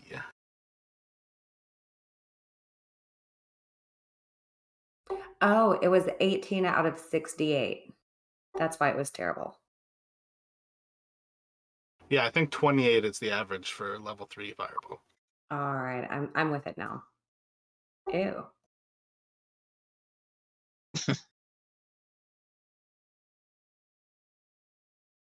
Gotcha. So 2 of them are mortally wounded. The one above Rin and on the east side, and the one, well, for instance, Darren, I think, still has it hunter marked from when it ran away. But the one that has the hunter's mark showing on it is mortally wounded as well. And with that, it is going to go around to One of the creatures from up above is going to throw 2 javelins down and towards Rin.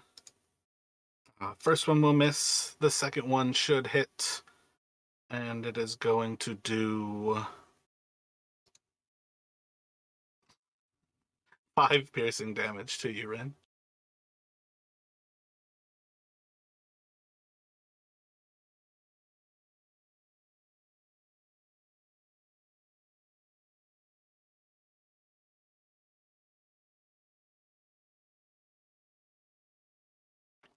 The one from directly above is going to, I think, do a pretty similar thing as it kind of flies down towards the southern edge of this, and it's going to whirl around and chuck 2 javelins at Rin.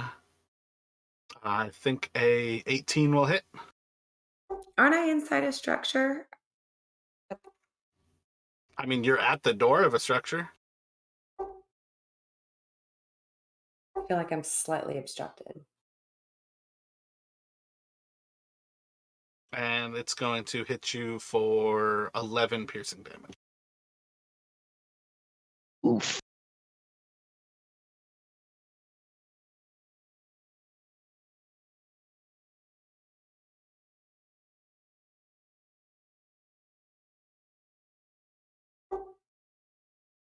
The next one is going to swoop down towards Jarek, and it's going to throw 2 javelins at you.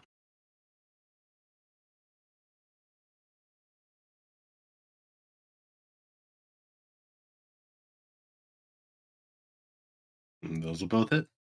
My bad. Technically, this one's at disadvantage because it's coming from really, really high up, so it's still quite far away from you.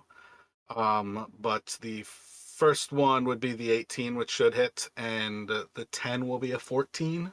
I think that'll miss. The 14 misses. Yeah, and it will do 8 piercing damage.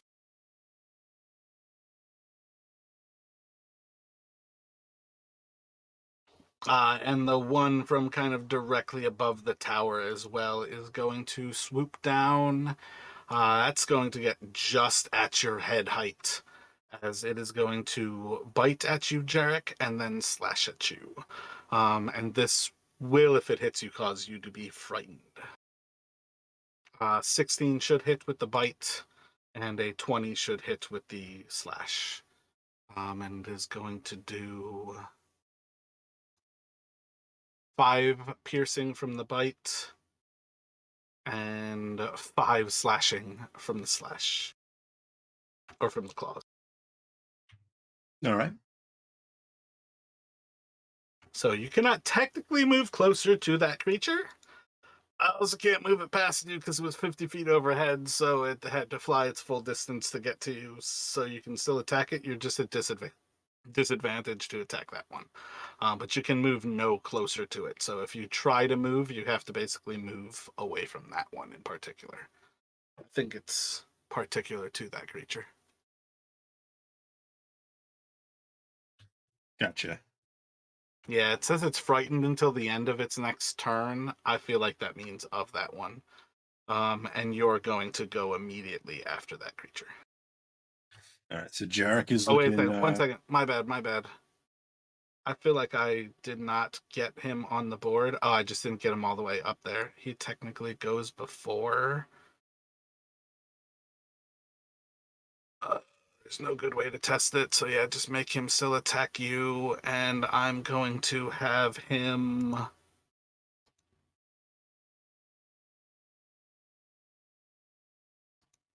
Oh, I don't know what to do. He's going to fly for... one of these is 30 feet above the ground, so he's going to fly for that one and slash out with the short sword. But you can otherwise take your turn. All right. So Jarek is looking badly wounded. Not quite mortally wounded, but definitely bloodied. He's going to move away, backing away from this creature, Oh, and it stayed right in his space, right? Technically, it was still like above your head, but like it flew past you. Oh, I don't Okay. think you were in a space, and when I press Alt, I can drop them outside of their spaces. Okay, I guess it's more for like if I would I take an opportunity attack if I retreat from it. Yeah, effectively, yes.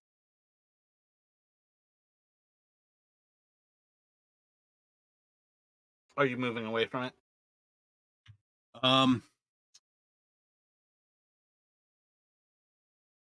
gonna try and yeah, you know what, Jarek? Mm, no, Jarek's gonna swing at it, even with disadvantage.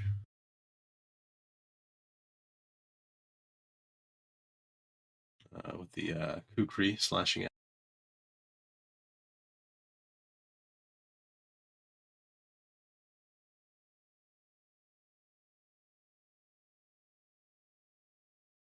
The 11 is going to miss. The 15 will hit.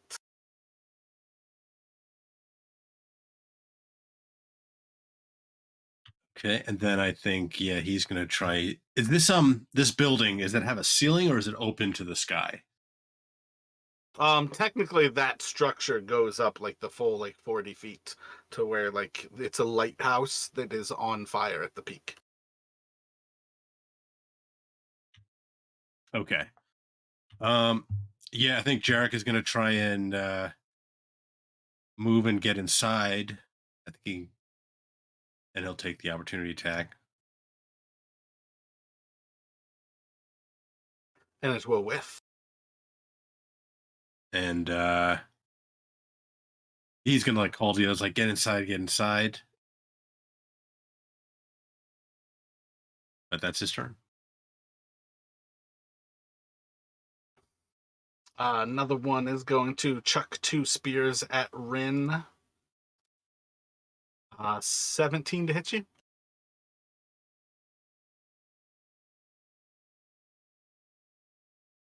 And it's going to do 10 piercing damage to Rin.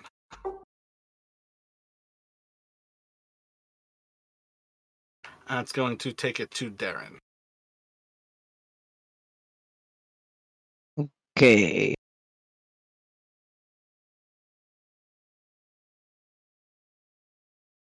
So could Darren stick his head and arms out and take a shot at the one engaging? When you look out of the door, 2 spears are going to fly towards your face. Oh boy. One of them is going to miss. The other one should hit. My and eye. It's going to do 9 piercing damage to you. Well, I won't do that again. Do I lose my standard action or just took No, those not at attacks? all. That was one of those creatures was trying to attack you, couldn't see you. Its trigger was the moment it could see you, it was going to attack. All right, I'm just gonna reach over and slap Ren's hand like I'm trying to give her a high five and give her a level 2 cure wounds. Gotcha. Any movement, bonus action? Otherwise, it's going to Taryn. I will back away just to make more room by the door. Guys are inside of a stone structure that is on fire on top of this. If you guys hide from these creatures, I'm going to bring the building down on top of you. Taryn is gonna move up to the one that frightened Yarrick. Gotcha. And Make a those swing at attacks. I think he's actually bloodied at this point, too. I don't think I said that from his last attack. 9 is going to take him to mortally wounded. 5 is just barely hanging on.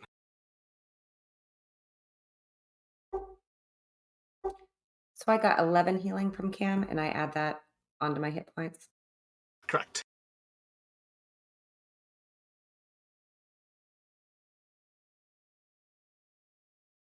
And then I'm gonna move back just a little bit again. Just Gotcha. And it's going to go to Rin.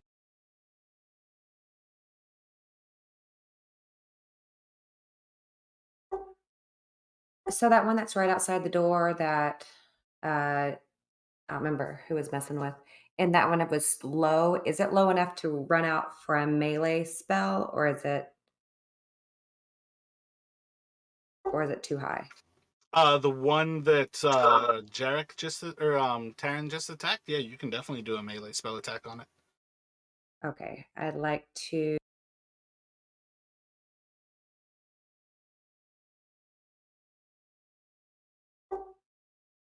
vampiric touch that one.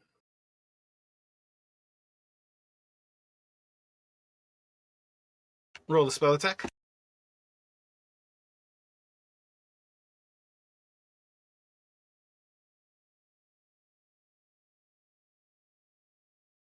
Nope, you need to roll the melee spell attack, like the actual try to touch the creature. How do I do that?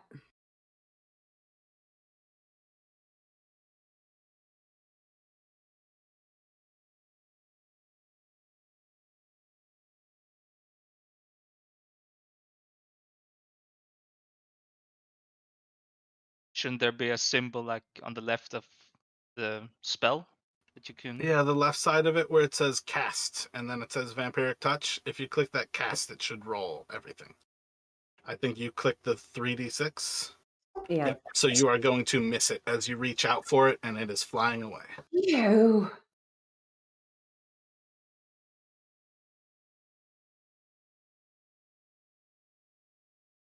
That was rough.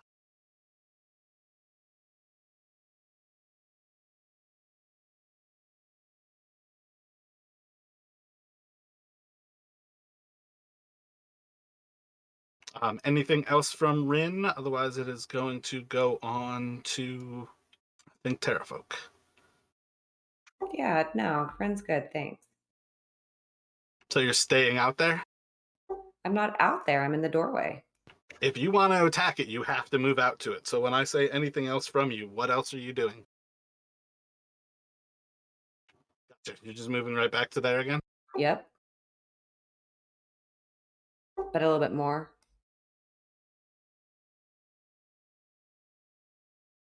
This creature is going to fly up to the top of this structure, and as it starts to crawl in, it is going to dive bomb from above and smash into Rin. Should hit with a 22 to bite you, and it's going to claw at you with a 11. Never mind. What's up? Nothing. I'm good. What'd it hit me with?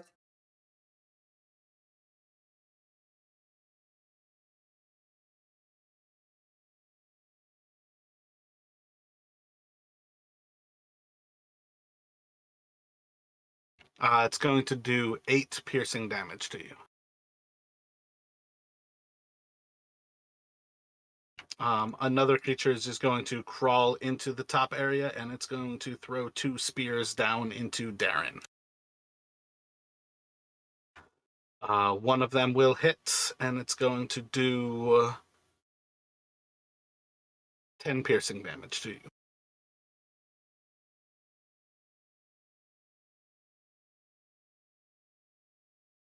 So I have a quick question. What are you thinking? The one that just came in, that was a melee attack on me, right? Yep, it is like down on the ground right now. So, but with my fancy tiara, he takes damage back from me, right? Yep, roll the damage. Is it? You got to look at it. I don't know all of them offhand. I think it's a D4. I'm looking at it. It doesn't say in the description. It says +1, and then I think it does 1 damage. Yep. oh, I think you have to level it up to where it's going to do more damage. I think its top level is when it does more. ah. Okay, thanks. Another creature is going to fly up to the edge of this thing and throw a spear in and at Darren.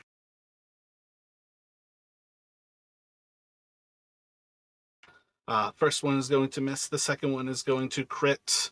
and it is going to do 14 piercing damage to you.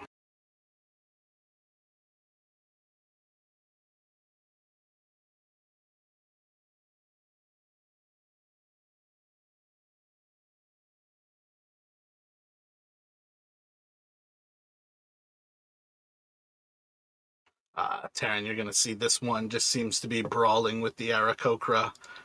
14 is a hit, and an 8 will miss.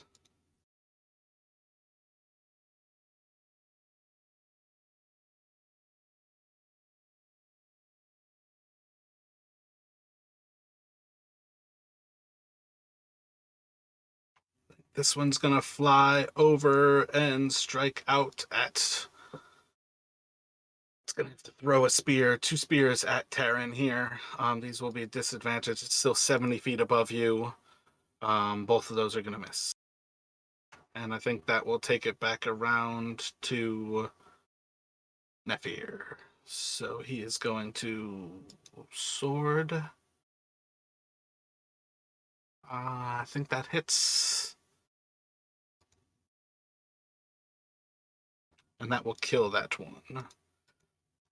And I think he's just going to fly over to one of the other wounded ones.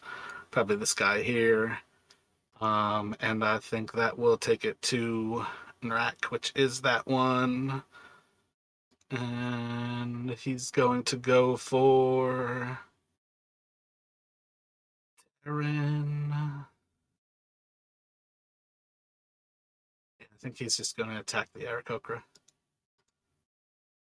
One will hit with his slash for 6. And I think that's 2 Jarek. All right, so Jarek is going to swinging at the one, the only one he can reach in melee range, the one that's crawled inside. Yeah, he's like 5 feet above basically all of your head. So that is a hit for 8. Sneak attack.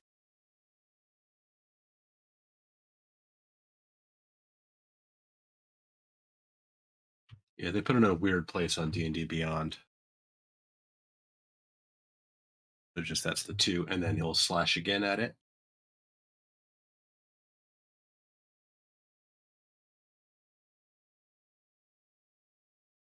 Another solid hit for 9 more. That's going to take it to mortally wounded.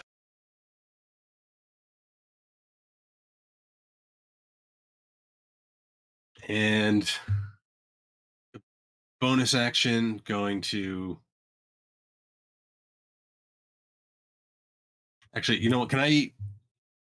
No, yeah, bonus action. I'm going to stab at it with the short sword.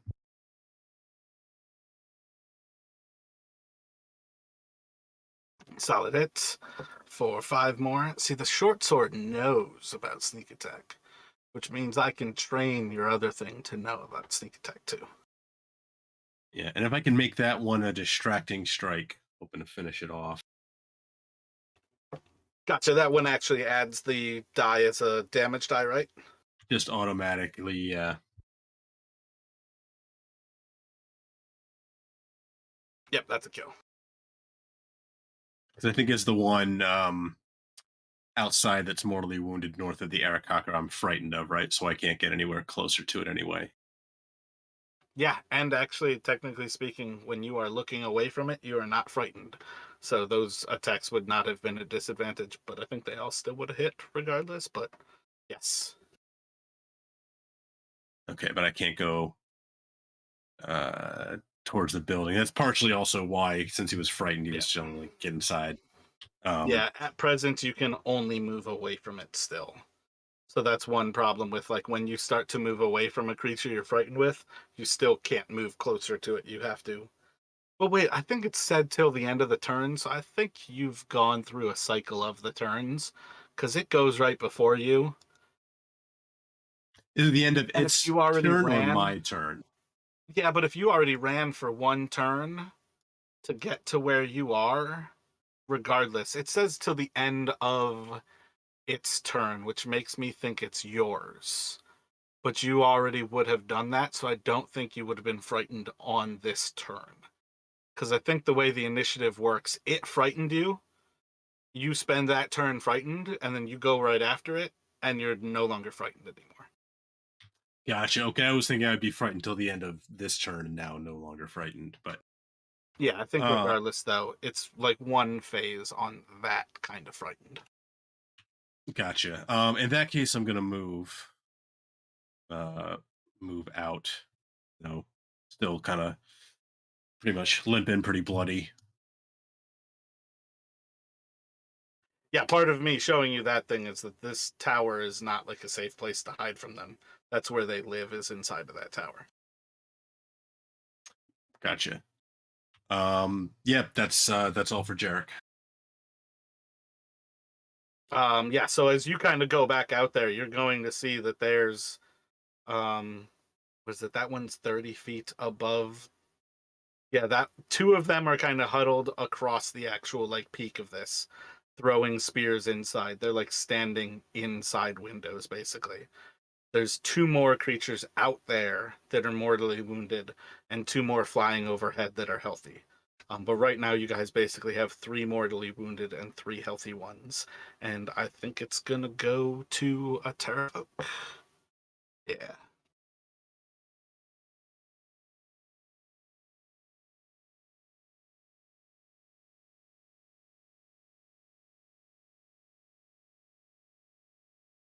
Whoops.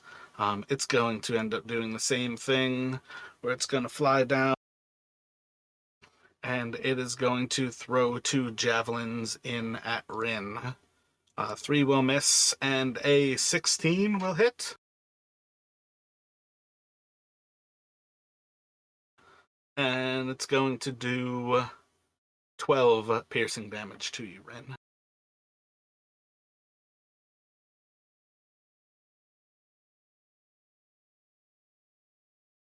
So I am lower than my hit point.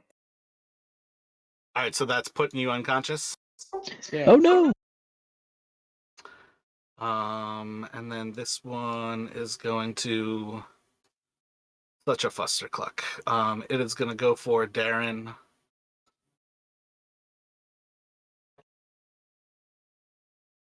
And it is going to huck 2 javelins straight down towards him. 12, I believe, is a miss. 19 should be a hit. I got. And is going to do 10 piercing damage to Darren. Ugh. And then it is on you, Darren.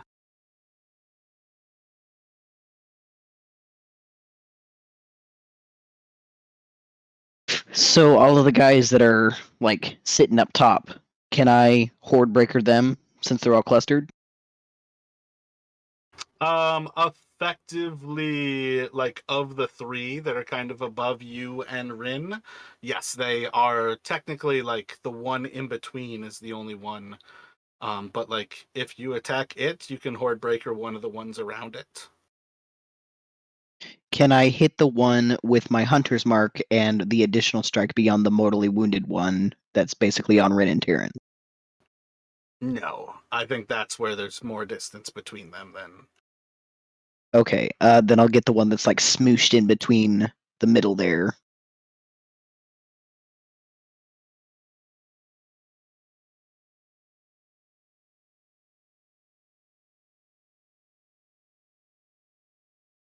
So that'll hit. Roll your damage in Hunter's Mark.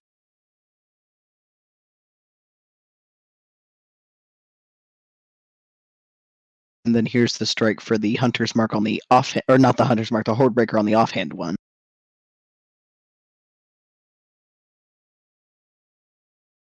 Solid strike. Roll the damage.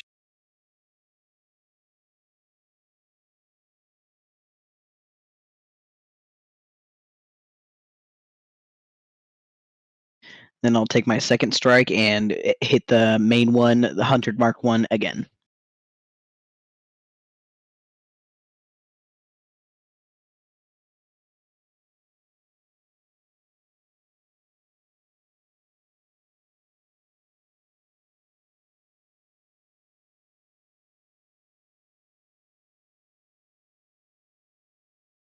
And that one, well, you can't Hunter's Mark again. It's only ever one Hunter's Mark. Oh, okay. I didn't realize that first part had taken it out. Sorry. Well, no, like Hunter's Mark only is once a turn. That was my point there. But yeah, the second attack will kill it.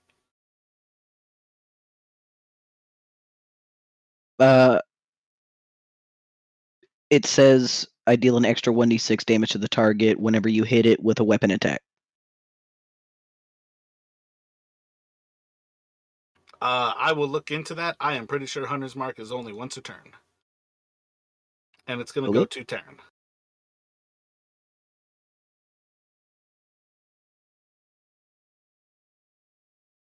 Let's see. I am gonna.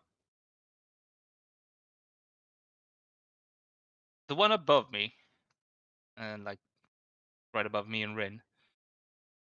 Can I see? Is it like sticking out on the outside of the building too, so I can hit it with a throw? It is 30 feet up in the air, so I think it is beyond the distance we gave those daggers, but it's 30 feet above you. I don't know specifically. I think I listed a throwing range with the daggers. And then the other one is 70 feet above you. All right, that's a bit far. I'm gonna attack the one by the Aracochra instead.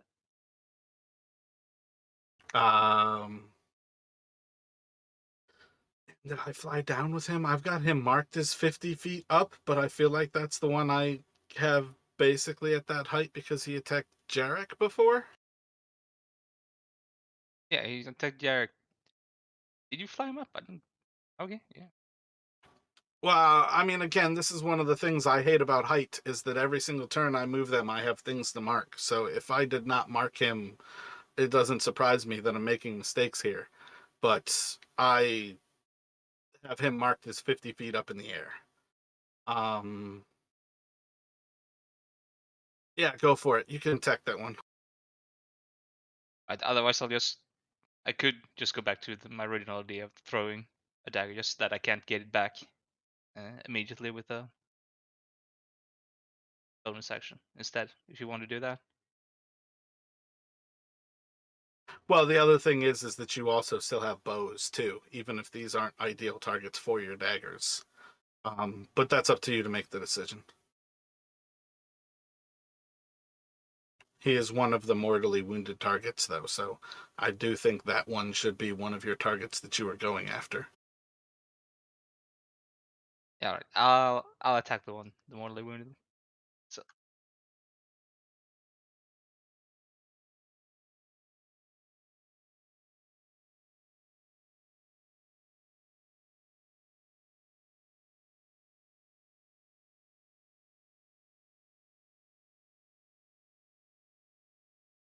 Which one did you attack, my bad? Just the one with the Aracochra on it? yeah, That is a kill.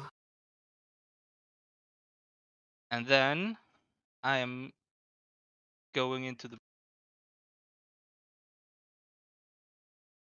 and might not be able to do this, so I'm gonna ask. I have fast hands, and it says I can use an object action as my cunning action. Yep. My fast hands. So can I give Rin a potion? 100%. Okay, then I'm gonna do that. That is one of the biggest reasons to be a thief, is that you can interact with things like that so simply. So you can roll that potion.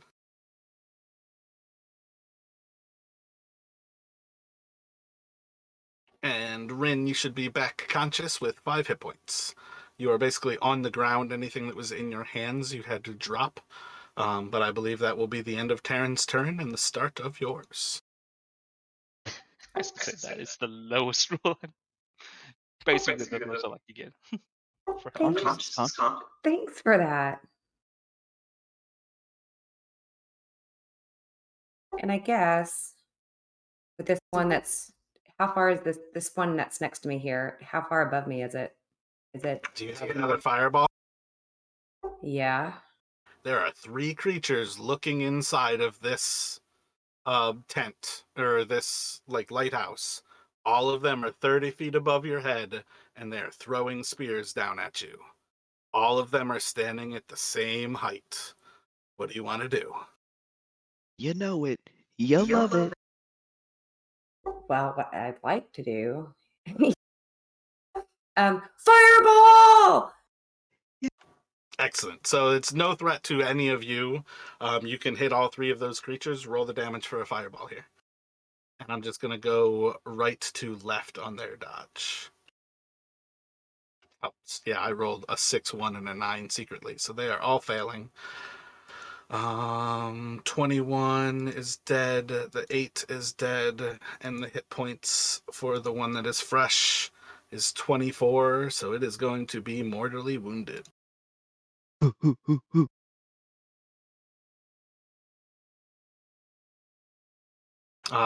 can spend like half your movement to stand up, but would you like to move or bonus action to do anything else, Rin?